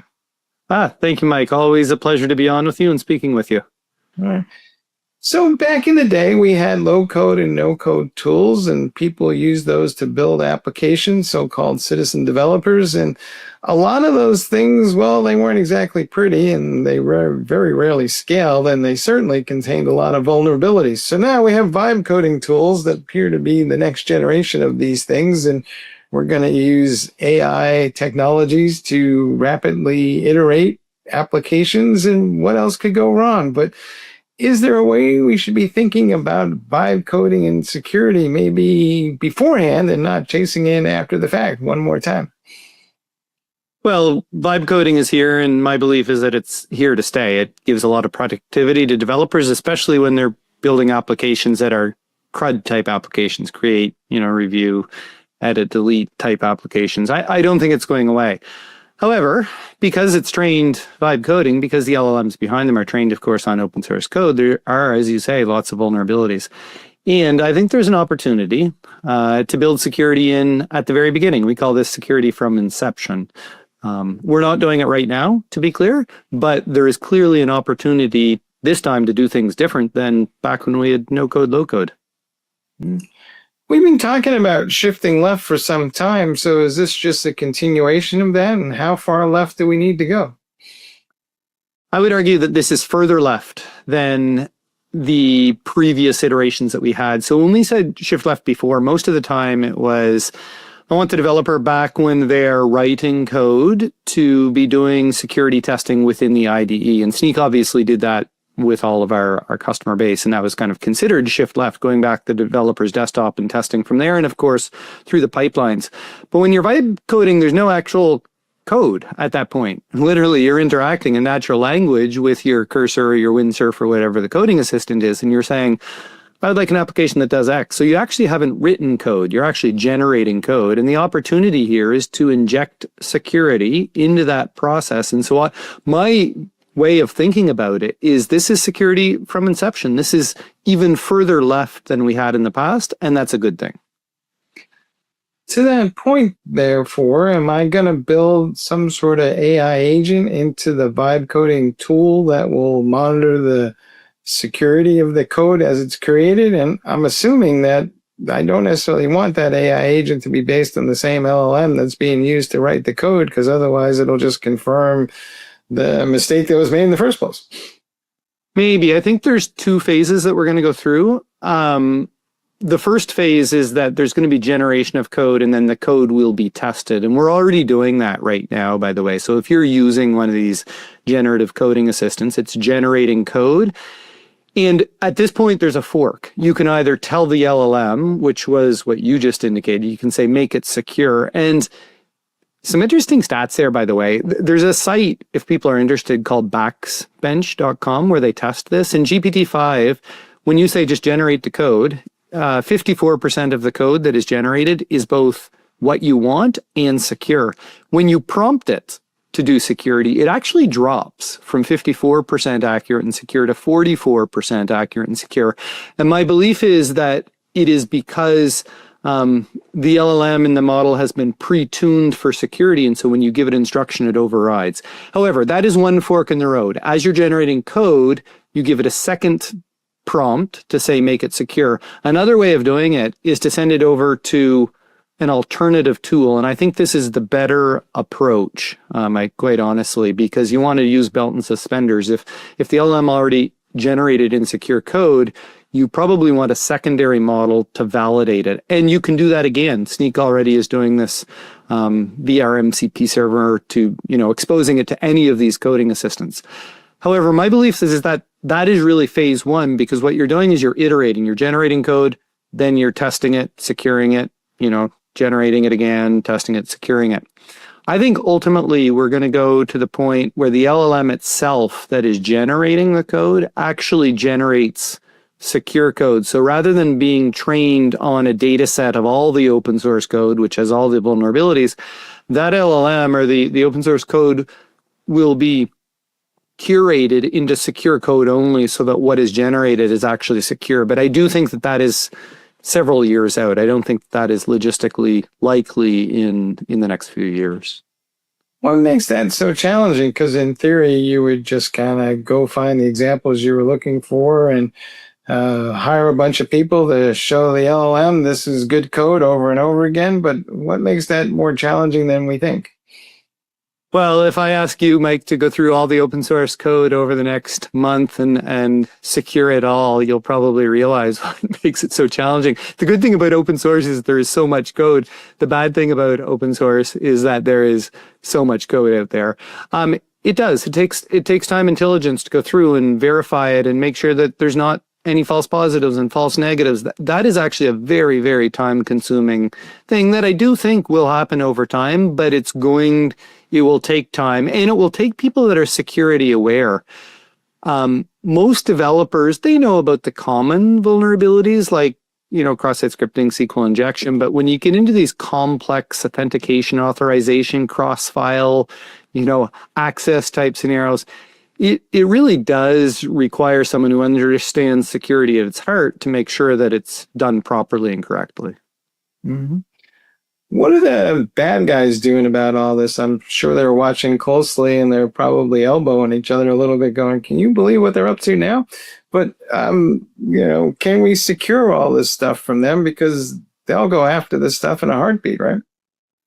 Yeah, well, the bad guys are not unaware of AI and they're using AI. I often call this the perfect storm because you have more code than ever because of AI. You have more complex code than ever because there's an increased attack surface. But then there's also attackers that are using AI. And we're seeing this in some of the recent NPM supply chain attacks where they're actually wormifying, I don't know if that's a word, but they're creating some of these supply chain things and putting in code that propagates itself. And it's very clearly using AI techniques to do this. On one hand, it's easy to be frustrated and propagate fear, uncertainty, and doubt. But my belief is that actually on the plus side of this and the white hat side of this, we have the tools at our disposal to actually make things more secure and more secure at inception. And that's a good thing. Mm-hmm. Are we taking this seriously enough now? Or is this one of these circumstances where we're about to go build and deploy a bunch of software and then there'll be some cataclysmic event that everybody will wake up and say, oh, wait, we got to go do this smarter? Well, I would love to believe that this time will be different, that we will do security, that the market, the industry will think of security from inception and do things the right way. So far, in the last 12 months, it has not proven to be the case. Security tends to be an afterthought, and I think that's just human nature, Mike. We like to build things, and so we get excited by using AI to generate code or do new types of software that you could never do before when it's backed by LLMs, and security tends to be an afterthought in that environment.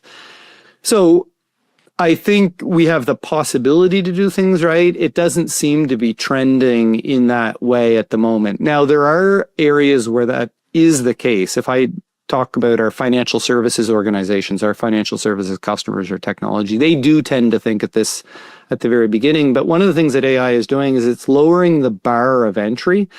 And so everyone is becoming a developer. The mechanic shop down the street is now writing software and doing things. And of course, they have no knowledge or awareness of security. And so the best thing that we can do is actually to build security into the underlying foundations. I always said, how did we eliminate buffer overflows? It wasn't by educating everyone on how buffer overflows worked. We went to memory managed languages like Java.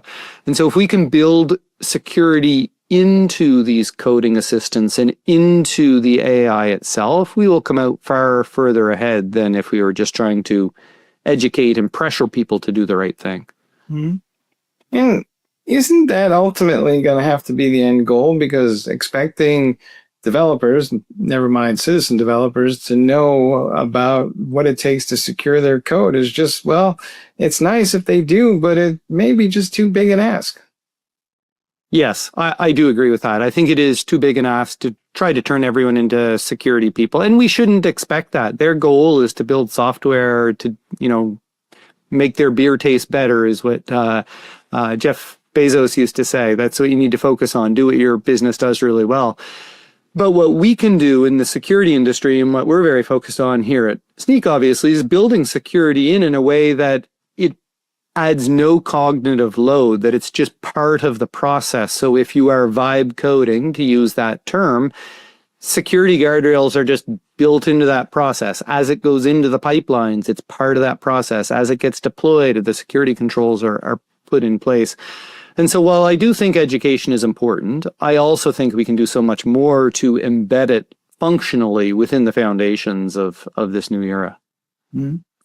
What's your best advice then to the security folks who are probably looking at all this and they can see that there's clearly a tsunami building? It hasn't quite arrived yet, but what do they need to do to get prepared for this? Because, well, the first wave of this stuff, at least, is almost guaranteed to be insecure. Well, the first thing is embrace it. Don't resist it. When you begin to resist these technologies, all you're doing is creating shadow IT. If you say you can't use this or you can't do vibe coding, what is going to happen is developers are going to find a way around it. So you should not resist it. You should embrace it, understand it, learn it. The other thing that I think that they can do is collaborate with the business. Recognize that security is not a department of no. It's how do I collaborate and put in the guardrails and the checks and balances to ensure that we can actually trust the AI. The exciting thing is AI does unlock a huge amount of opportunity. And when we can trust that the software coming out the other end is secure, then we can do so much more. And yet when we talk to CISOs, we did a survey earlier this year, that 96% of CISOs said that AI was one of their top security concerns. And 70% of them actually had said that they had an AI-related attack within the last year. And so my point is this, that we need to collaborate with the business to help them embrace it, but doing it in a way that we can ensure trust to our executives or to the board of directors. Mm-hmm. Are we just moving too fast? And I asked the question because, well, nobody got out of bed this morning and said, yep, I know what I want to do. Let's go build some insecure software. But they seem to do it anyway. And I think part of the issue is that there is this sense of, we got to complete this thing now and not take the minute or the day or even a couple of days that might be required to think about the security aspect of it. But is there just something wrong with our culture? I think there's two answers to this. If you're in a well-established technology space that has been building software for a very long time, sometimes it actually makes sense to slow down before you go fast to make sure that you get things the right way and do things the right way.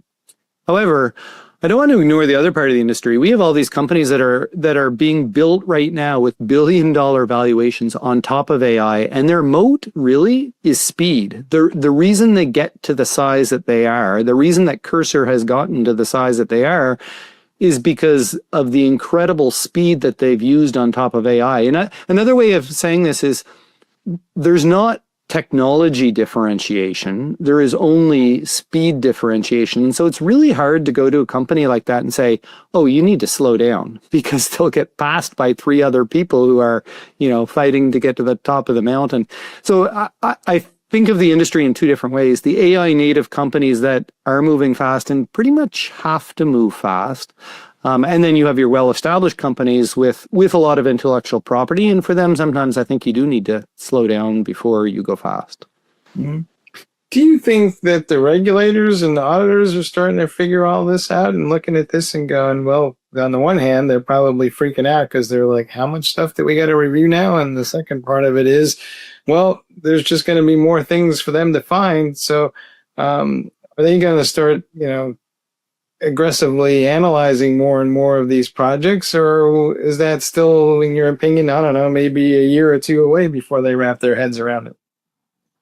I think we're a year or two away from regulators getting their hands around it. I mean, I'm in the technology industry, and it's hard for me to keep on top of what happened in the last month. And I live and breathe this every single day. Regulators historically have always been slow to the market because they don't live and breathe it. They're regulating and legislating and doing all the things that regulators do, and they don't even necessarily understand it. So I think the regulatory part of this is not going to drive the industry. I think it is up to the technology companies, up to people who are on the cutting edge of this, the financial services, the insurance industries, to really step up and be the leaders on how do we adopt AI, but do it in a secure, trustworthy way that doesn't put us in a worse place. Mhm. And who should be in charge of all of this? Because we have the people building software, we have the security teams, we also have a bunch of AI teams in a lot of organizations, and then but I feel like, as we kind of get the village together to build the application, nobody's in charge of security, so nothing gets done. I'm a big believer in small, tight consortiums of leaders that get together. You never want a single company owning it. It's a bit like a fox in the henhouse, because it's likely, if it was a single company, to be one of these model-based companies. And so consortiums actually do very well. And Sneak is a member of one of these. COSI is the Consortium for Security AI. But I'm a big believer that these types of organizations with a limited number of members who have the best interests of the industry and the public in mind are probably the most effective way to drafting the initial models and architectures for security.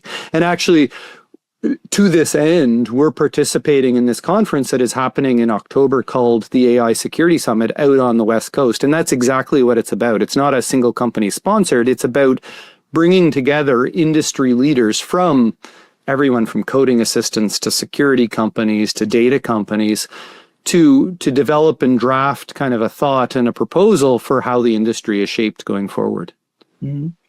Do we also need to be a little more cognizant, maybe even careful of how we're going about building all this software using these vibe coding tools? And I asked the question because twofold. One is, it seems to me it's ripe for building a lot of duplicate applications within an organization. And as such, every time I do that, I increase the attack surface. But also the amount of code being generated by these tools is, shall we say, verbose. And debugging that and understanding where the dependencies are is that much more complicated. So therefore, the attack surface also got deeper and wider. Is that fair? Absolutely. It's something that I've actually been speaking about for the last few months or so, because it's deeply concerning and it hasn't been raised a lot.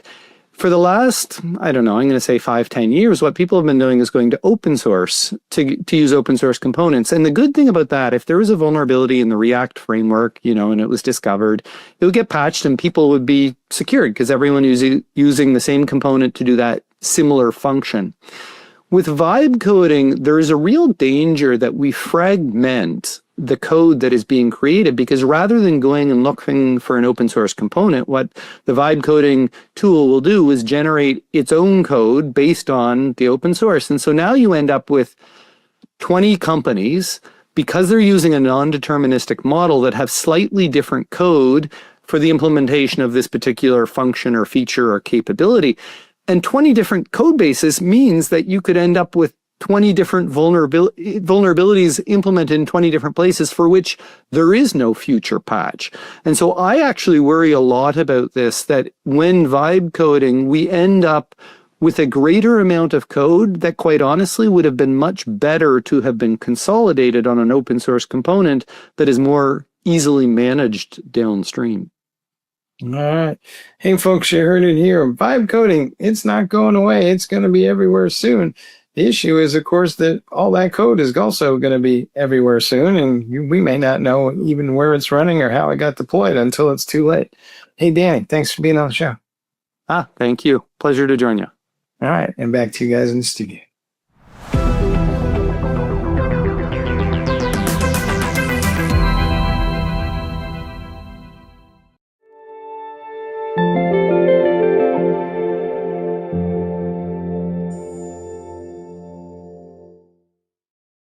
Hello, and good day to you wherever you are in the world. My name is Dadisi Sanyika, and I am Governing Board Chair of the Continuous Delivery Foundation. When we talk about DevOps today, we speak with certainty about what it is and what we're doing. It's not an experiment anymore. It's not a passing trend.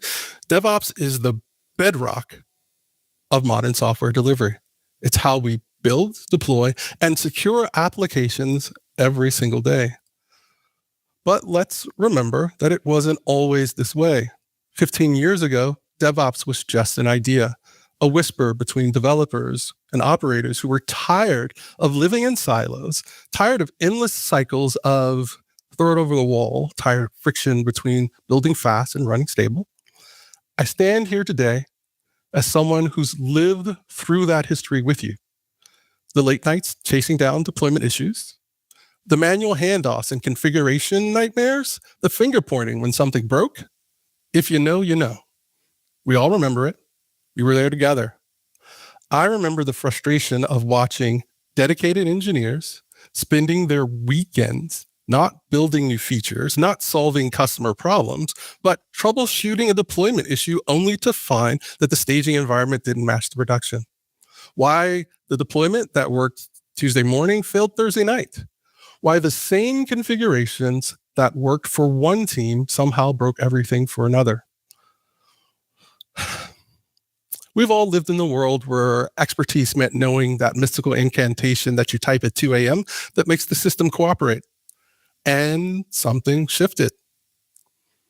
We began to practice the principles that became the DevOps movement: collaboration and shared responsibility, automation everywhere, continuous improvement. These principles weren't just theory, they were survival. And because we practiced them, something remarkable happened. CI/CD was born. Continuous integration and continuous delivery became not just buzzwords, but the standards on how we built and shipped software every day. Measurements and feedback loops became our compass. Metrics, monitoring, observability, and blameless postmortems. We learned to trust the data, not assumptions. We learned to treat failures as learning opportunities, not blame opportunities. And what followed was growth. Tool after tool, framework after framework, innovation after innovation, all in service to automating more, measuring better, delivering faster. The promise was intoxicating. Automate everything, measure everything, optimize everything. And for a while, it felt like we were building towards a utopian future where software deployment was as reliable as flipping a light switch. But with that success came a new kind of pain. Tools multiplied, integration work piled up. What was once liberation, finally we can automate everything, became to feel like a burden.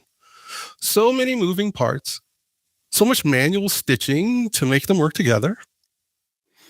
We automated our deployments, but we still manually configured our automation tools. We standardized our pipelines, but every team had their own way of defining standardization. We embraced infrastructure as code, but our tools remained frustratingly analog in how they communicated with each other. And so here we are again, together again, facing the next frontier of DevOps. Here's what we see at the Continuous Delivery Foundation. The tools we use to enable DevOps have grown very powerful, but they've grown fragmented. Too often they trap us and they lock us in. They demand that we bend our workflows to their shape rather than adapting to ours. Think about your own daily work. How many tools or dashboards do you switch between? How many scripts do you maintain just to connect to one tool or another? How many times have you had to re-explain to your team why the data in one system doesn't match the data in another? How many times have you watched a new team member spend their first week not learning your product or your customers, but figuring out which Slack channel to monitor, which dashboard to check, and which tool actually has the definitive information about where things are deployed? How many times has a simple change like switching from Jenkins to GitHub Actions or from Argo to Spinnaker turned into a month-long project because every team needed to rewrite all of their integrations? And let's talk about that yearly ritual that every organization knows too well. The annual SDLC integration project. Teams huddle up to update their pipelines for the latest compliance requirements, adapt new security standards like SLSA, generate SBOMs for software compositions, and replace old aged tools with a successor. Every year, it's the same pattern. Each team does it alone. Every product team, every service team. every business unit. They duplicate the work, reinvent fragile scripts. They struggle to connect their pipelines to security frameworks, and security leaders demand compliance. But they can only enforce by asking every team to make the same integration effort over and over again. This is redundancy at scale, an expensive, demoralizing anti-pattern. And it's the exact opposite of what DevOps taught us about eliminating toil. Now, imagine the alternative, a completely interoperable SDLC workflow orchestration framework, 100% tool agnostic, instead of dozens or hundreds of teams, each integrating the same tool slightly differently. You integrate the tool once into your system. The framework handles the interoperability. The communication is standardized. Your workflow intent is known. Suddenly, the security team only needs to oversee one integration. They validate the tool's implementation into the framework, and immediately every team in the organization benefits. Product teams don't waste months duplicating efforts. They just plug in and inherit the security and compliance automation that's already there. That's the promise of events as language. Instead of each team struggling to translate it into their own dialect, the framework utilizes CD events to create a shared organizational language. Once a tool speaks it, every team can understand it. Once a process is encoded, every workflow benefits. The annual integration grind disappears. What used to be a season of pain becomes a moment of opportunity because interoperability has been handled at the framework level. This isn't just efficiency, it's a cultural transformation. It's the difference between an organization weighed down by repetitive toil and one that is free to focus on innovation. The irony is that DevOps was supposed to reduce toil, but in too many places, we recreated the toil at a meta level. So now, instead of running manual deployments, we're now stitching together automated systems. Instead of manually configuring servers, we manually configure the tools that automatically configure our servers. The abstraction level has changed, but the fundamental problem, systems don't naturally cooperate, remains. And the harder truth, DevOps is supposed to be inclusive. And it should be able to get out of our way and still enable our success. But right now, too often, the tooling makes itself the center of attention. Your pipelines shouldn't require a PhD in tool-specific configuration languages to understand them. Your monitoring shouldn't need a Rosetta Stone to translate between different systems interpretations of the exact same event. Your governance shouldn't break every time someone wants to try a new tool that might actually improve your process. In the early days of DevOps, the breakthrough was simple but profound.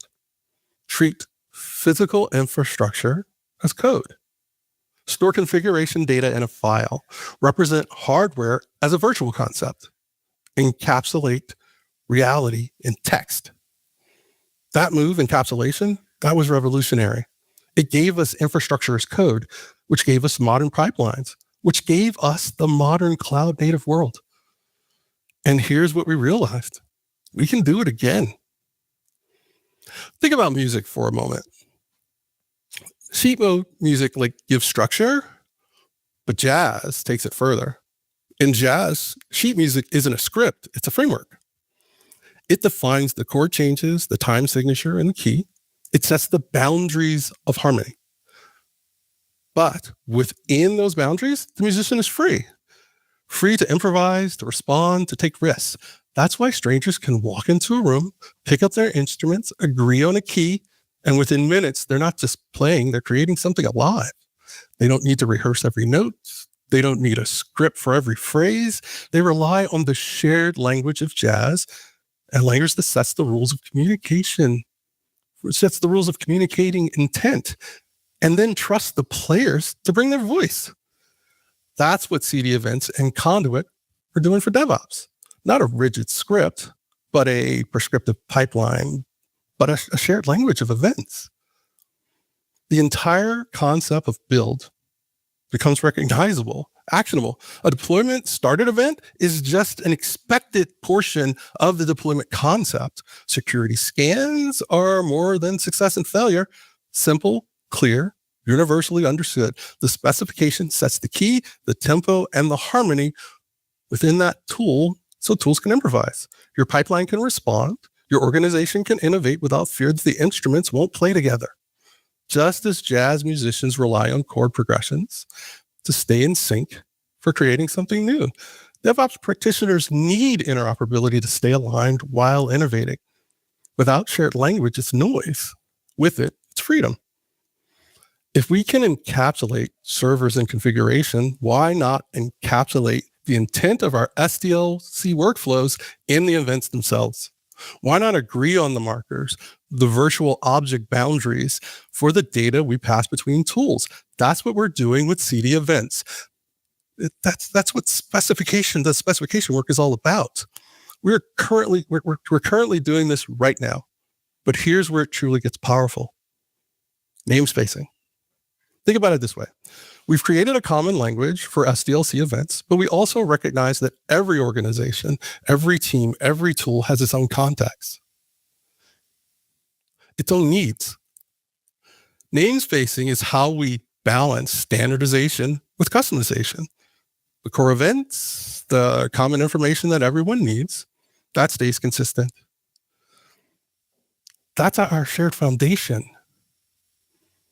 But through namespacing, your Jenkins can add Jenkins-specific context. Your security team can add compliance flags.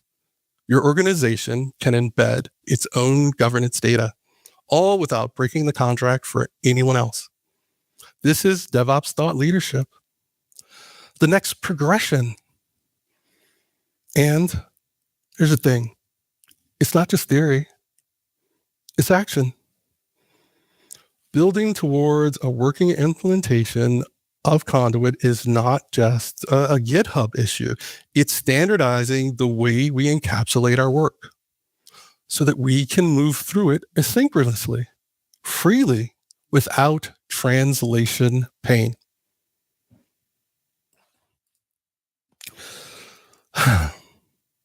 Let's see if I can change the way you think about the entire delivery pipeline. We talk about events, but events alone don't tell the full story. What we need are patterns, structures, recognizable shapes and signals. What type of work is actually happening? Think about a written language for a moment. You can recognize the structure of a sentence, even if you don't know all the words. You can see the boundaries, where one begins, another ends. This is what we call workflow segments, the morphemes of software delivery. A build segment has a recognizable pattern. It starts, it processes source code, it produces an artifact, it ends. The pattern is consistent, whether you're using Jenkins, GitHub Actions, or any other build system.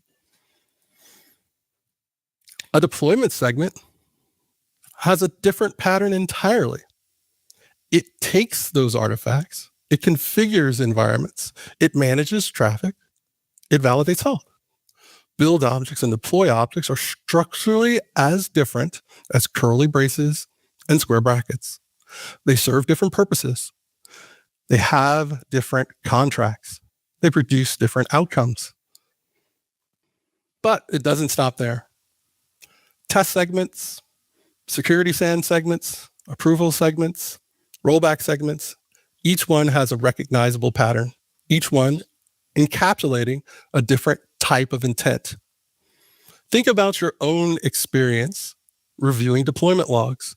You can usually tell whether you're looking at a build failure or deployment failure at a glance, right? Even if you don't know the specific tool involved, the pattern is recognizable.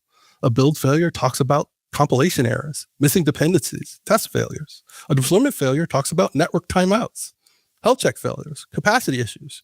Your brain already has these different categories of problems requiring different types of solutions.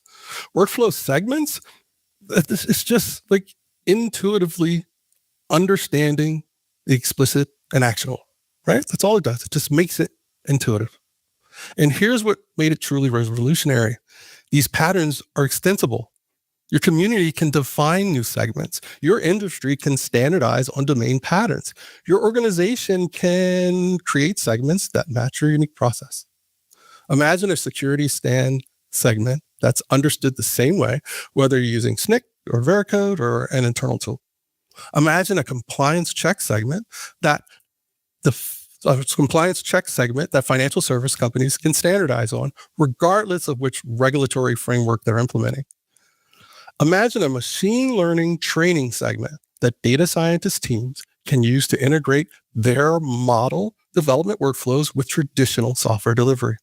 The possibility is only limited by imagination. This is how we create the grammar for software delivery, not just events flying around hoping someone is subscribed to the right one, but structured meaning that any system can interpret. This is how we connect the pieces. CD events provides the vocabulary, the standardized way that our tools speak with each other. Namespacing provides the flexibility, the way that each tool, each team, each organization can add context without breaking the convention. Workflow segments provide the grammar, the structural pattern that gives meaning to the sequence of events. With these three concepts combined and working together, something magical happens. Your build system emits standard build events, but it also includes your organization's compliance context through namespacing. The Conduit framework recognizes the build segment pattern and knows exactly what to expect next. Conduit actively monitors the next step and can, if there is a misstep, move to correct it. When the build completes successfully, Conduit recognizes the actions, then actively monitors the next segment, which might be handled by a completely different tool. And should any issue along the way happen, Conduit's active monitoring ensures that it will take the appropriate pre-approved action that you define. The test tools don't need to know anything about your build tools. The deploy tools don't need to understand your test framework. Each segment operates independently, but they're connected by the shared understanding of the pattern and the events. And when you want to replace Jenkins with GitHub Actions or swap out your deployment tool, as long as the new tool implements the same segment pattern, produces the same structural output, everything just continues to work, even if the new segments don't have the same internal steps. The segment specification standard will ensure that the segment ends with the same expected data format. Teams just spend their time building features, not rewriting integrations. Let me put this in concrete terms that your CFO will care about. Right now, when your team wants to evaluate a new tool, how much time do you spend on the evaluation itself versus figuring out how to integrate it with everything else that you already use? When you finally decide to adopt that new tool, how much of your implementation timeline actually is configuring the tool versus building connectors to make it work with your existing ecosystem? When that tool gets upgraded, how much of your engineering capacity goes towards integration versus taking advantage of new features? Conduit changes that equation fundamentally. Integration becomes a configuration concern, not an engineering project. Tool evaluation can focus on capabilities, not compatibility. Your team can invest in their enterprise in solving customer problems, not maintaining plumbing between systems. The challenge we face aren't the ones that I lose sleep over. The trouble is what's coming. Just think about how many tools and processes we've added to the SDLC workflow in the past 5 years. New ideas, new risk, new opportunities. If we fail to establish a shared language for our SDLC, the future of DevOps will be one of increasing fragmentation and lock-in. Right now, it may feel like an inconvenience. Extra glue scripts, duplicated effort, brutal integrations that break at the worst possible time. But look a few years ahead and the risk becomes existential. Imagine it's 2028. Your organization adopts an AI-driven security tool. It's powerful. It promises to find vulnerabilities faster than anything you ever use, but it doesn't speak the same event language as your pipelines. Suddenly, you're forced to build custom adapters. Your deployment tool doesn't recognize its alerts. Your monitoring system can't interpret its output. And because integration is so costly, leadership decides, let's just buy the whole vendor suite. Now you're locked in. Innovation slows because every new tool must either conform to that vendor's proprietary event structure or be excluded. The ecosystem shrinks. Freedom of choice evaporates. We've seen this before in tech. The walled garden that stifles creativity until standards break them open. Think back to the early 2000s when every phone had its own charger. Nokia, Motorola, BlackBerry. Each one forced you to buy new adapters, new cables, new everything. Switching devices was painful. And innovation in the mobile ecosystem slowed because users were chained to the proprietary accessories. Then came USB and later USB-C, a shared standard that didn't just make life easier, it accelerated adoption across the entire industry. Suddenly, manufacturers could focus on quality of their devices instead of locking people into their ecosystems. The crossroads we face now in DevOps, without a shared language, vendor lock-in becomes the path of least resistance. Without a shared language, with a shared language, interoperability becomes the default and freedom becomes sustainable. Events as language is not just a technical nuance, it's a strategic defense against a very real future lock-in. And the key to unlocking our collective innovation. In my tenure as governing board chair, I've seen organizations where 40% of their DevOps engineering time is spent not optimizing their delivery process, but on keeping existing integrations from breaking. I've seen companies delay adopting better tools for months because their integration effort would consume their entire engineering capacity for a quarter. I've seen teams choose inferior solutions simply because they integrate it more easily into their existing hodgepodge system. But there's a different path available to us. Imagine a world where adding a new tool to your pipeline takes days, not months. Where your compliance requirements can be embedded once and enforced everywhere. Where your teams can choose the best tool for each job without worrying about how it will integrate. Where innovation happens at the speed of ideas, not the speed of integration projects.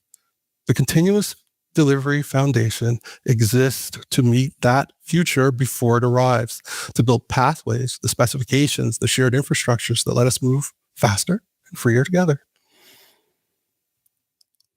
This work that we're talking about, this isn't work that I can do alone. This isn't work that the CDF can do alone. This is community work. Our work as DevOps practitioners. The only way interoperability becomes real is if the community, our community, claims it. If you demand it from your tools, if you contribute to shaping the specification, if you recognize that the same principles that gave birth to DevOps must now be applied at a higher level of abstraction, you're claiming it too. So I'll ask you the same question I ask myself. How can we do this better? That's not a rhetorical question. It's an invitation to every engineer, every vendor, every practitioner who has ever cursed at a broken integration or stared at a dashboard that didn't quite add up. Your voice belongs here in the CDF, helping us solve this problem. Your organization's unique requirements, they help us understand what namespacing needs to support. The team's workflow patterns, they help us define new segments that benefit everyone. Your integration pain points, they guide our priorities with the conduit framework. This is how standards actually get built, not in an ivory tower, but in the daily reality of the teams trying to deliver better software. The CD events specification isn't written by academics. It's written by practitioners who felt the same frustrations you have. The conduit framework isn't being designed by people who've never managed a production deployment. It's being designed by the engineers who've been woken up at 3 a.m. because they've had a broken pipeline issue. The workflow segments aren't theoretical constructs. They're patterns extracted from real teams solving real problems. We need your use cases. We need your edge cases. We need your requirements that don't quite fit neatly into anyone else's built models. Because the goal isn't to build something that works for some organizations. The goal is to build something that works for all organizations all the time, while still giving each organization the flexibility to excel in their own unique way. CD Events provides the language. Namespacing provides the flexibility. Workflow segments provide the structure. Conduit ties them all together.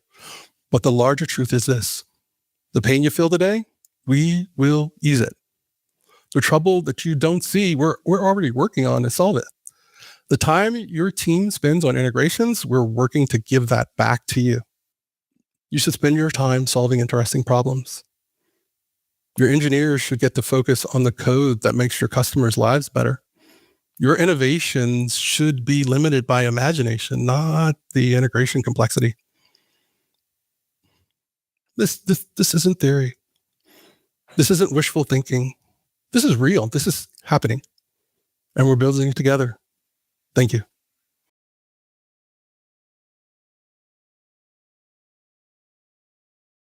Hey, as always, we're floating in the clouds, looking for more AI, bots, robots, whatever we think we need.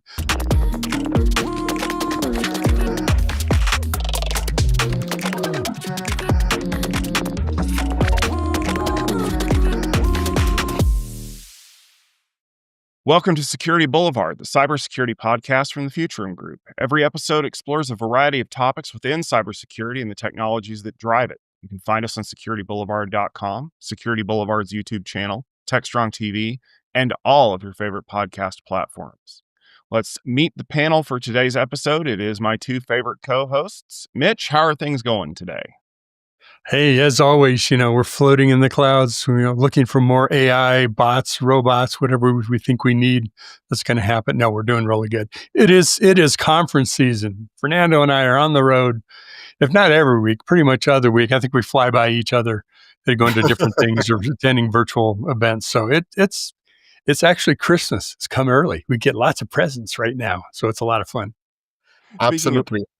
Speaking of presents, so yeah, we're recording this in late October, and as I speak to you from Toronto, the Blue Jays are in the World Series and whatnot, right? So and tying this to events, last week I attended a local event, and I'll get to that. I'll get back to this. There's a relevance to the topic. But I attended the local event, and I was fortunate enough to win an official Blue Jays jersey. On we ran a Kahoots game, and I was the fastest with the things. It was fun to win an official jersey, so I had that. So yes, so Christmas came early. Yes, and yes, Mitch, we are traveling a lot. This week I happen to be home, but then I think I travel 5 of the next 6 weeks or something like that. That's our life, right? Is once we get into the fall, it's time to go out and do stuff. If only we had something that could take care of all of that for us, some kind of magical solution that would think for us and do all the things. Oh, wait, that's right. I forgot. That's AI. That's the promise, right? Like I keep seeing all of the things online about how it's going to make my life easier. And then I think about all the security that has to deal with AI. And we've actually seen that a lot recently. If you look in the news, there's a lot of companies that are making moves to kind of shore up some of their AI things. And some companies flat out need to add capabilities to get ready for that. And so I think maybe, we've kind of danced around it in a few episodes already, talking about how AI is changing the landscape of security. And, last year, LLMs were the hot thing, or as I like to refer to it, slightly advanced and schizophrenic autocomplete. And now we're into the agent realm, trench coats and glasses and trilbies, walking around and trying to look all cool and suave, when in fact, they're probably more like the bumbling Keystone Cops agents right now.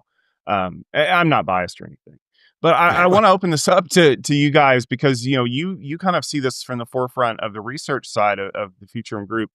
How is agentic AI kind of leading this charge to redefine security as we know it? Well, security is your area. You just need to go first there, Fernando. So let me start by saying that I absolutely love the conversations we're all having as an industry around this, and I think that we should continue having them. And I am I'm surprised and heartened by how well we've dove into the topic. But I think that one of the things that, and tied back to conference season, like when I speak with executives and vendors at events, and uh, was it George Bernard Shaw that said that the greatest thing, or the folly of communication is thinking it happened, or something like that? I forget what the exact quote is. And I mentioned this because when we are talking about this, I always find that we need to ground things, right? Pun on ground truth. And anyway, but the way I like to frame this is that we are talking. We should make, there are at least three major topics that we need to talk about. One is AI for security. We are applying all the artificial intelligence and machine learning we've been developing since the 1950s to address security needs, right? This is the let's review code. This is the let's use agentic to investigate events. This is the let's use entity recognition and whatnot to recognize, to do data classification, like AI for security. The flip side, of course, is security for AI. Your organizations are doing their AI initiatives, and it come in multiple shapes and sizes, and they all need security. And we're seeing some very clear patterns there around how do you secure your agentic workflows? How do you secure the data that's going to be used for AI? How do you secure the identities that are going to be used in the context of AI? That's so security for AI. The third one people don't talk as often is this notion of, I call it security from AI, right? And nod here to Christopher Hoff, who did a similar framing like years ago about cloud, right? Security for cloud, from cloud, etc. But the security from AI piece is, listen, if you do nothing else, if you think that AI is a fact, if you think that we're just going to keep doing what we're doing, sadly, I have news for you. Your adversaries are using AI. And we're seeing this rise in multiple shapes. We can talk about those in a bit. But that's the third major leg, which is security from AI, if you will. How do you change your defenses using AI or not, in light of adversaries that are using AI? So those are the major three pillars. One other distinction I want to make is we always talk about, I think it's helpful to talk about the distinction between what I call workforce AI versus workload AI. Workforce AI is all of us as individuals, how we are using AI in our day-to-day within our workflows, within the tasks that we're doing.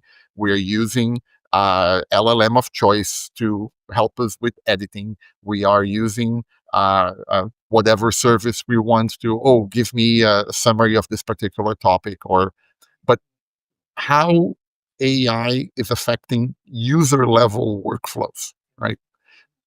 That's one. And the workload AI is the one more associated with, okay, we are building AI, we are using AI within our organization within an application we're building. We have a chatbot in our portal. We have we're using predictive AI within something, like we're building it into the software that we are deploying. That is a different proposition, right? And organizations need to address, frankly, both. So getting off my soapbox for a second, but it's basically, let's keep all of these in mind. Security, AI for security, security for AI, security from AI, and then workload AI and workforce AI. So after that, we can continue the conversation. How dare you provide nuance and subtlety in a topic? I was just told that I had to go buy AI and all my problems will be solved. Yeah. Yeah. You know what? I think I've come to the realization that every product segment goes through its own AI evolution, its own AI life cycle. And it just starts at different times, it moves at different speeds. And you can see security market largely at the let's use natural language as an interface. Let's use AI particular generative AI to reduce some of the toil, writing incident reports for you, writing your strategy for you, writing other content for you that normally a person would have to put together. We also see it. There's already been machine learning algorithms used in correlation of events and things like that, and we see more of that even with generative AI. But what we haven't seen a lot of yet, that we're starting to see in other segments, is having AI do work for us, AI agents doing work for us, moving eventually to agentic. And I think, security folks are a cautious bunch, right? They're a skeptical bunch, and that's just how we're wired. And that's okay, because if they're going to deploy it, it's going to be secure. They're not going to be like the software guys who wait to forget about security until we've already built it, and then we go add security in. So they're naturally going to be, I think, more thorough and cautious of it. So I'm waiting to see, or looking for, let's put it that way. So what's the breakthrough moment in AI in security products? And either moving to something more like agent-based or agentic, or, Cisco had their Cisco Data Fabric, right? They're solving their own data problem that they need to contextualize to be able to use AI across not only the security products, but others. So it's interesting. I'm not pessimistic. I'm optimistic about it, but I think it'll have its own curation rate and how it goes into market. Part of me wonders, will it ever get to that point though? Like, because everyone looks at this and says, "Oh, this is the next cloud revolution," and I agree that there's going to be a huge impact on it. But I also think back about a lot of the other things that I've seen that were going to completely revolutionize and upend the market that didn't. And I have a bigger pile of those things over here. And part of it is that, and we see this all the time in the hype cycle, is there's a magical revolutionary thing that doesn't have a really good use case right now, which means we're going to apply it to every use case. And then we're going to hit a point when we realize that, no, it's really only good for a few things. And it does those things really well. And if we apply it that narrowly, it's a success. But the people who are trying to convince me or you or anybody else out there that it is the panacea for every problem that you could possibly have are the ones who wind up walking away disappointed. Conversely, they're usually the ones that walk away to a different technology and go, no. This is the one. This right here. I know I said that last week, but this is the one that's going to change everything because... And then they trot out the same arguments that they've trotted out again and again and again and again, because they're trying to imagine a future that has something that they need or they want, and they're not finding it. But rather than creating it, they're latching onto the next thing that they can sell to people to do that. Again, I'll say, Mitch, I am the pessimist on here. Well, I have one. I'll be the pessimist for a moment. I have one word for you: blockchain. That was the savior of the security world. That was the next big thing. It was going to transform everything that we do in security. And at the time, I was very skeptical. I'm like, I get what it does, and I see the uses of it in crypto and some logging kind of applications.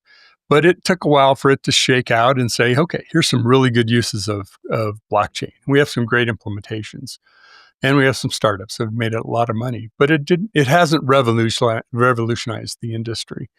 Now, will AI revolutionize it more so, or is this the next 3D TV?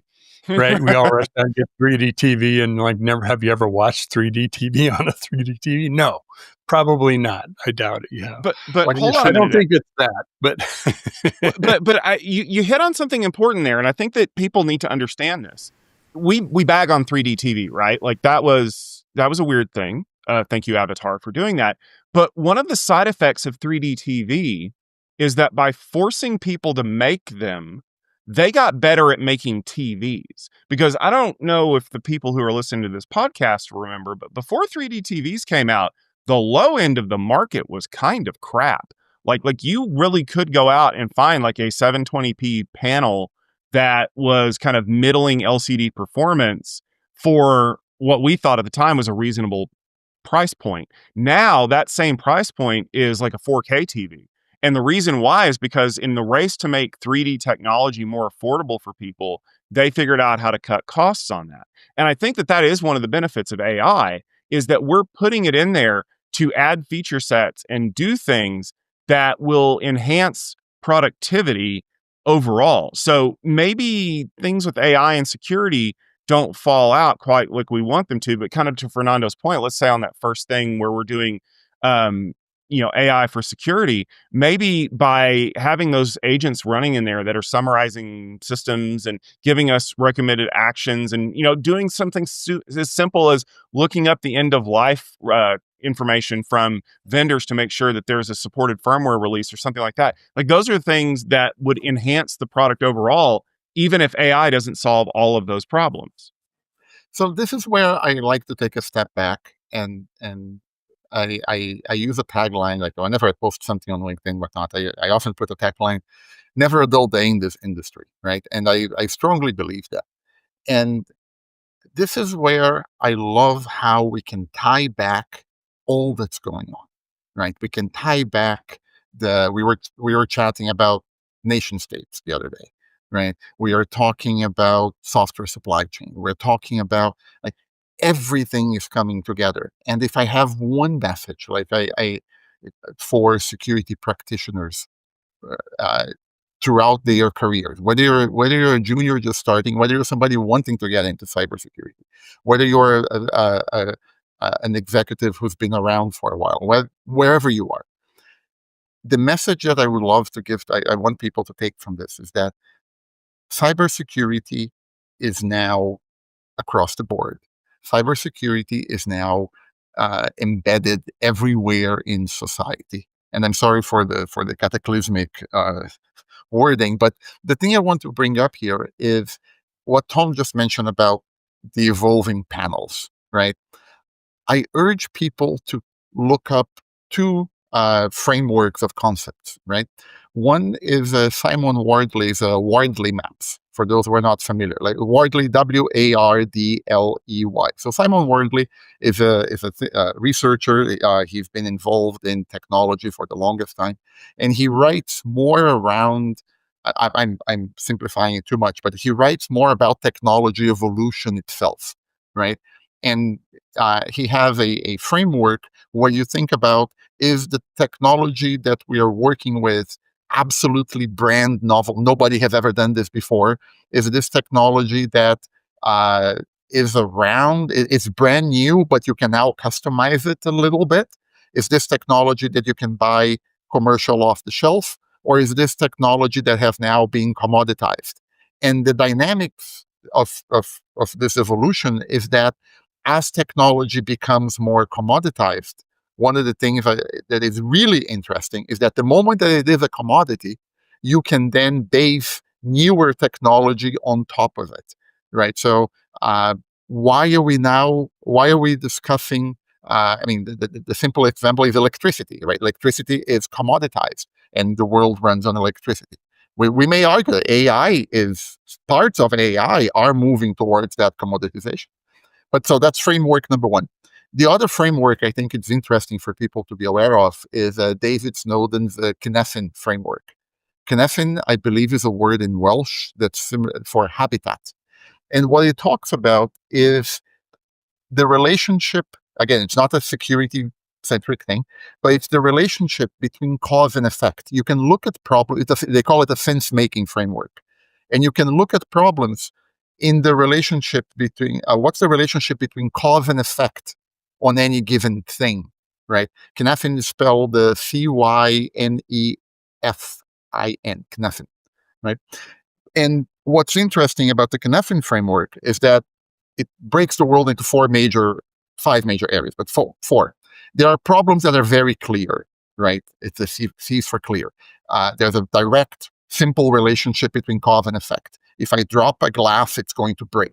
How do I clean the glass that breaks? Well, I clean the glass, right?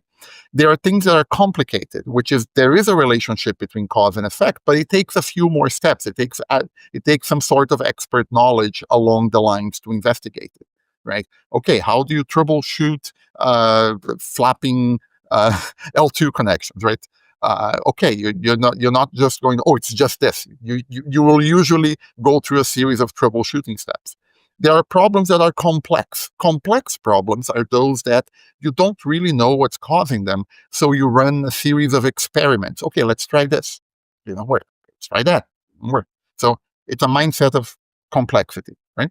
And then the fourth one is what they call chaotic, which is there is no direct relationship between cause and effect, and you're just trying to staunch the bleeding, if you will, and you're just trying to move to a different type of problem.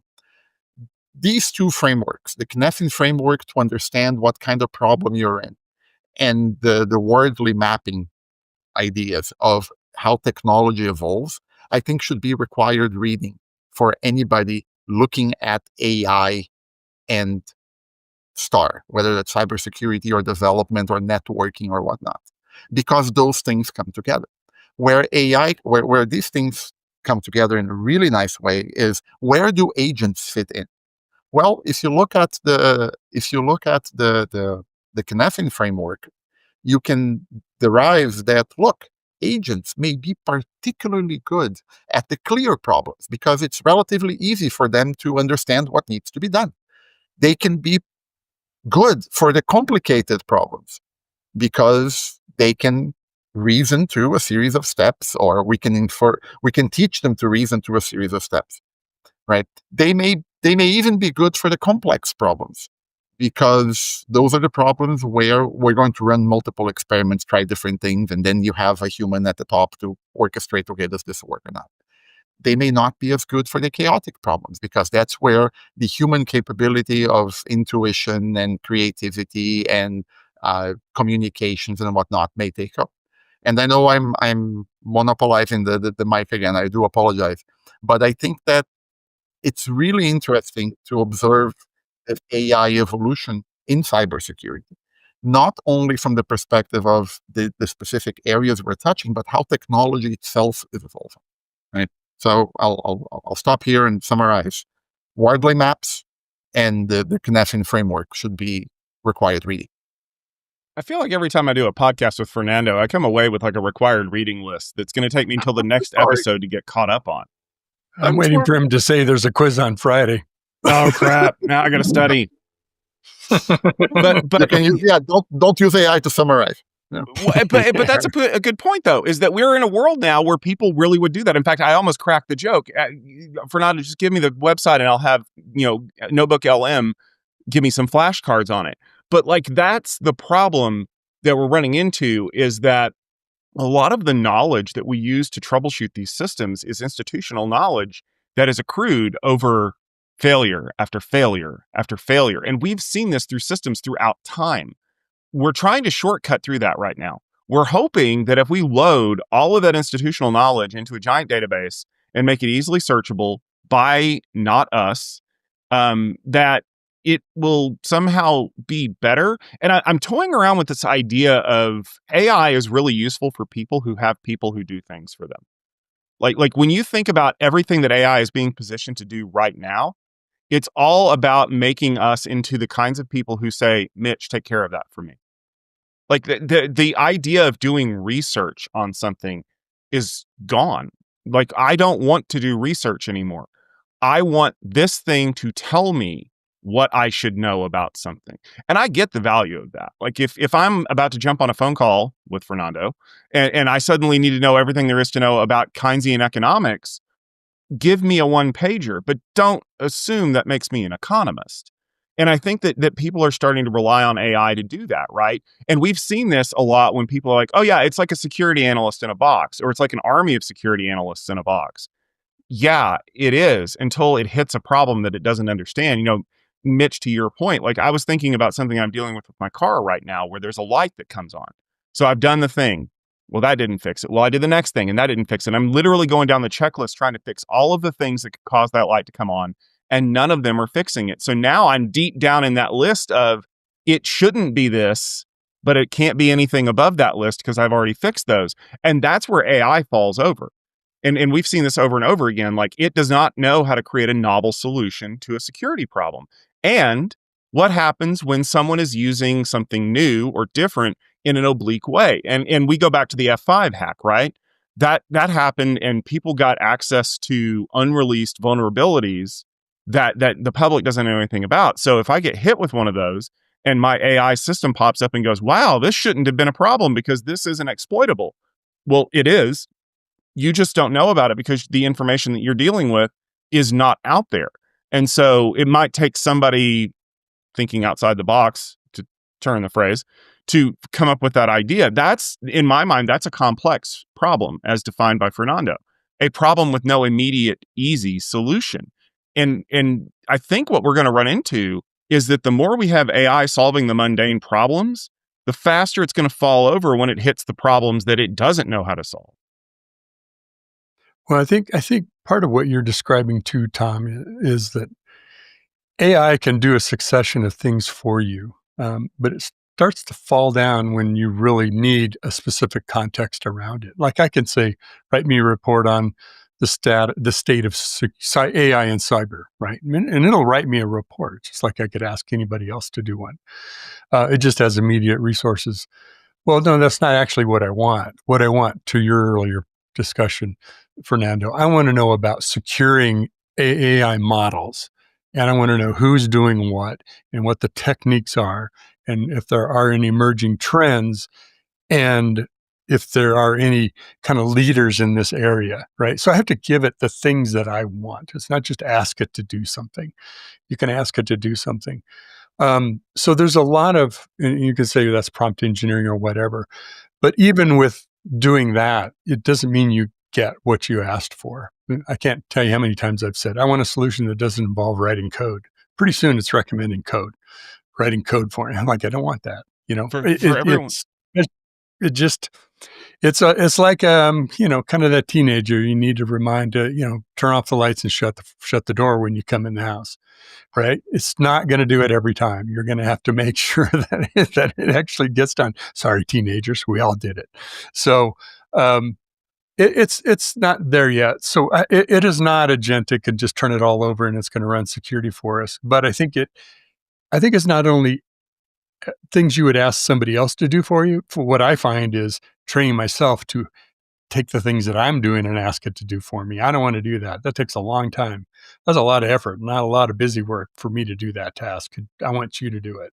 But and of course, then you get into, automation candy, I think is what you called it, Fernando, of trying to get AI to do the work for you. But I think you bring up a good point, Mitch, and I want to pick up on something that you said, prompt engineering, right? Like I've heard that term for a while now. There's people that are actually teaching classes on it. You know what I hear when I hear prompt engineering?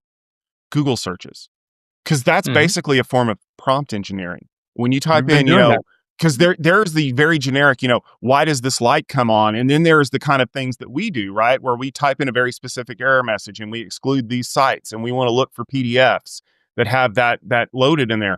Like that, it took a long time for us to learn how to efficiently search through the cruft, for lack of a better term, to find things that are important. And how do you impart that to an AI? Like one of my favorite things is to see all of these systems online that are teaching LLMs how to write like certain people. And like, yeah, you can teach it to write like Hemingway because Hemingway has a lot of information out there about who he is. But how do you teach it to write like, I don't know, a security analyst? How do you teach it to write a report that sounds professional, but also with the right tone, but also not saying, here's the deal, or it's not X, it's Y, or sound like a marketing bot? Because that's one of the things that we're running into. Like, think about, I'm a grammar person, like the EM dash problem, right? Like, oh, it has EM dashes in it, so it must be an AI. No, legal people use EM dashes all the time, and Fernando does too. But like, the reason why it uses them is because that's what it was trained on. And so like we're running into these problems where we want AI to think like us, but we're not telling AI how to think like us, and it's trying to extrapolate, and it's doing a terrible job. So when we teach AI agents to be security people, how do we teach them to be properly paranoid about making sure my VPN is up when I go to Black Hat and other things like that? Or do we just say, version 1's never going to be what we want it to be, so we'll move on to version 2 or something like that? So this is where I would love my another rallying cry for security practitioners worldwide, right? Is these problems are affecting us in a way that they are not going to stop, right? They are not going to stop because AI is too interesting across the board. Like it's been dangled, right?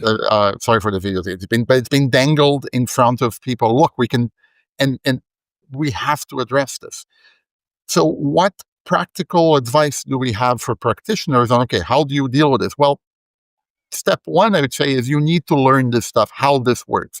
I absolutely adore the way you summarize like prompt engineering as advanced Google searches, because first of all, I think that tracks. But the other thing is, why are we doing those? Why do we have to do prompt engineering? Well, we do prompt engineering just like we did more custom Google searches, because the tool that we were using did not learn, right? No matter how well, of course, Google learned profiles and whatnot. The web searches learned profiles, but you always had to give it context, right? You always have to say, like I said, don't search only for PDFs or only from this site, from this period and whatnot. With prompt engineering and context engineering, right? What we're doing now is we are trying to teach the LLMs, right? Look, this is all that I can tell you about this problem that we're trying to solve, and please do your best, right? And I think that there's two motions here.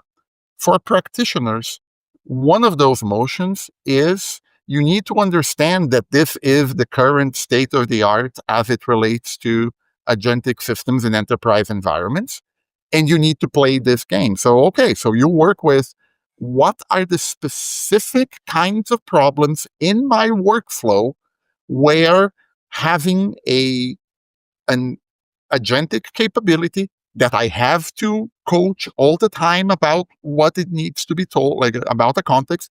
What are the problems that it can help me with, right? That's it, right? So you as a security practitioner, as a network professional, or as a developer, you need to understand your own work processes. Like Mitch alluded to that. Help me do the stuff that I do. You find the steps in that work process where AI with context can help you. And you take a position of, let me, as a security practitioner within my organization, work with you, dear business developer, whatnot, on how to address this, right? So that is step number one. Like, understand the constraints of AI LLMs, understand why we have those constraints, and work with those constraints. And step number two is, to the extent that you can, stay on top of how this is evolving. I'm not saying that you have to go on archive and start reading LLM papers, though if you have the time, that's wonderful, right? But it's stay on top of what the software, the AI vendors are doing. So one of the things I'm excited about is Anthropic just announced the Claude skills, right? Maybe that's an area we can touch. We have Tom, you brought up Notebook LLM. It's wonderful for some things, right? So my message to practitioners is understand those constraints so that you can be effective securing AI and using AI for security and securing from AI within your organization, and stay on top of where that evolution is coming, because it is coming all the time, like never a dull day in this industry. I think we could. Oh, go ahead, Tom. Mitch. I was just going to add that the Google comparison works, but it also is bigger than that. Mhm. There are times when a kind of a single shot prompt, what's this, right? Find this, tell me this. And you can give it a sentence, right? A short one sometimes, and it'll do what you want it to do.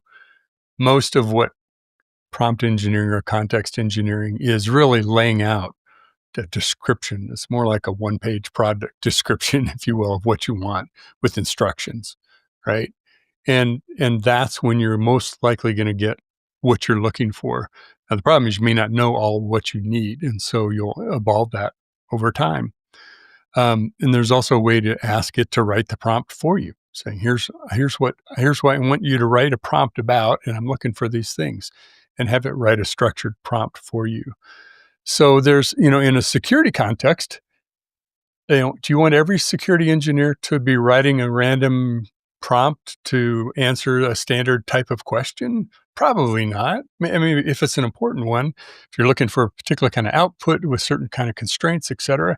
So we're dealing with we're at the state of the art of what the technology is today. In some ways, we're kind of training the model of it, and we're training ourselves how to use it, because you have to be so instructive of what you need to have. And I was going to mention skills, cloud skills also, because that's a great addition, innovation, step forward that adds context and retains that context as a skill or information that the model can use to respond to whatever prompt it's working on.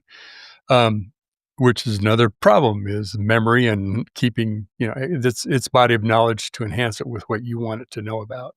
So it's evolving. And it's evolving quickly, but in some ways not fast enough to live up to the hype at all, because it doesn't do what the hype says it'll do in many cases. All right. I think we're going to have to wrap this episode. I mean, we really probably could go on for another couple of hours. The good news is that we have more episodes, so we will have another episode on this.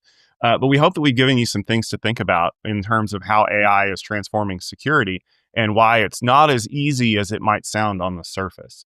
But one of the other things that has wonderful hidden depths, of course, is the work that we do here at the Futurum Group. I know, Mitch, you and Fernando are both working on some great things. Mitch, what is something you've got on your plate right now that people want to tune in for? I'm just going to be producing a report on 8 trends for late 2025 going into 2026 around agents in software development and the evolution of where it's moving next. Some of them are big trends. Some of them are kind of natural evolutions of where we are, trying to point out, like, how do we make the right decisions and how we adopt these things. The other is, as I mentioned, this is a lot of gifts on the tree, presents under the tree. This is Christmas season. So in a way, Fernando and I and everybody else, all of our listeners are going to be inundated with the next announcement. This week it's GitHub Universe. Next week it's pick your poison, whatever the conference is. And some of those are announcements. Some of them are product announcements. It's a feature, right? So Microsoft comes out with a planning capability and Copilot. Yeah, it's a feature. But what it is, if you're in a bigger context, which is what I look at, is that's one of the steps of broadening beyond code generation into the work that's performed, the tasks that are performed in development, with bigger context and bigger intent that you're driving it. So a lot of what I'm looking at is, yes, there's 50,000 announcements that happen, between now and Christmas. There's a handful that are really important to pay attention to, and then there's a handful of things that is telling us where we are and where we're going. Yeah, I'll be brief. Yeah, I'll try to be brief. So there's a couple of things. Of course, AI is front and center. I just want to comment that I mentioned an event that was here in Toronto last week. This was an event by Veeam, who last week also announced that they are acquiring security.ai, right? So this interplay between data protection with cyber resilience and AI is really interesting. It's one of those areas where we're tracking. We wrote up about the acquisition. We'll be following stuff like that. The other thing that we're working on is, I am working on security operations platforms, right? How does the evolution of, let's call it the evolution of the SIM, XDR, and others, right? With AI. So that's coming in the not too distant future. And the other piece I'm working on is almost going back to the earlier point where we talked the other day about nation states and whatnot.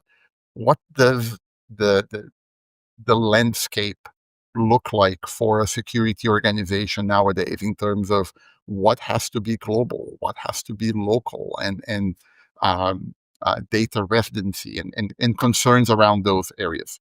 Of course, AI plays a part too. So that's what I have in the draft board right now, and it's working its way towards. Well, if you're very interested in AI, maybe in general, not specifically about security, AI Field Day is happening this week. So if you tune into techfieldday.com, you get to see a lot of companies that are working on these very problems. and learn a little bit about how they're trying to solve them. But don't forget that we have a lot of video about this from a lot of different events throughout this year. So head over to our YouTube channel at youtube.com/techfieldday. I also want to thank each and every one of you for listening to this episode of the Security Boulevard podcast. If you enjoyed this conversation and you want to get more reading homework from my friend Fernando, please subscribe on the YouTube channel or your favorite podcast application. We don't want you to miss an episode. We also appreciate you leaving us a review that helps the show grow. And this podcast is brought to you by securityboulevard.com and the Futurum Group. For more show notes, including the required reading list before next episode and future episodes, head over to securityboulevard.com, the Techstrong TV website, or check us out on the Techstrong TV app that's available on Apple TV, Roku, and other smart devices. Follow Security Boulevard on X, Twitter, and LinkedIn. Just look for Security BLVD, and you get lots more content besides just this podcast. Thank you all for tuning in, and we'll see you next week.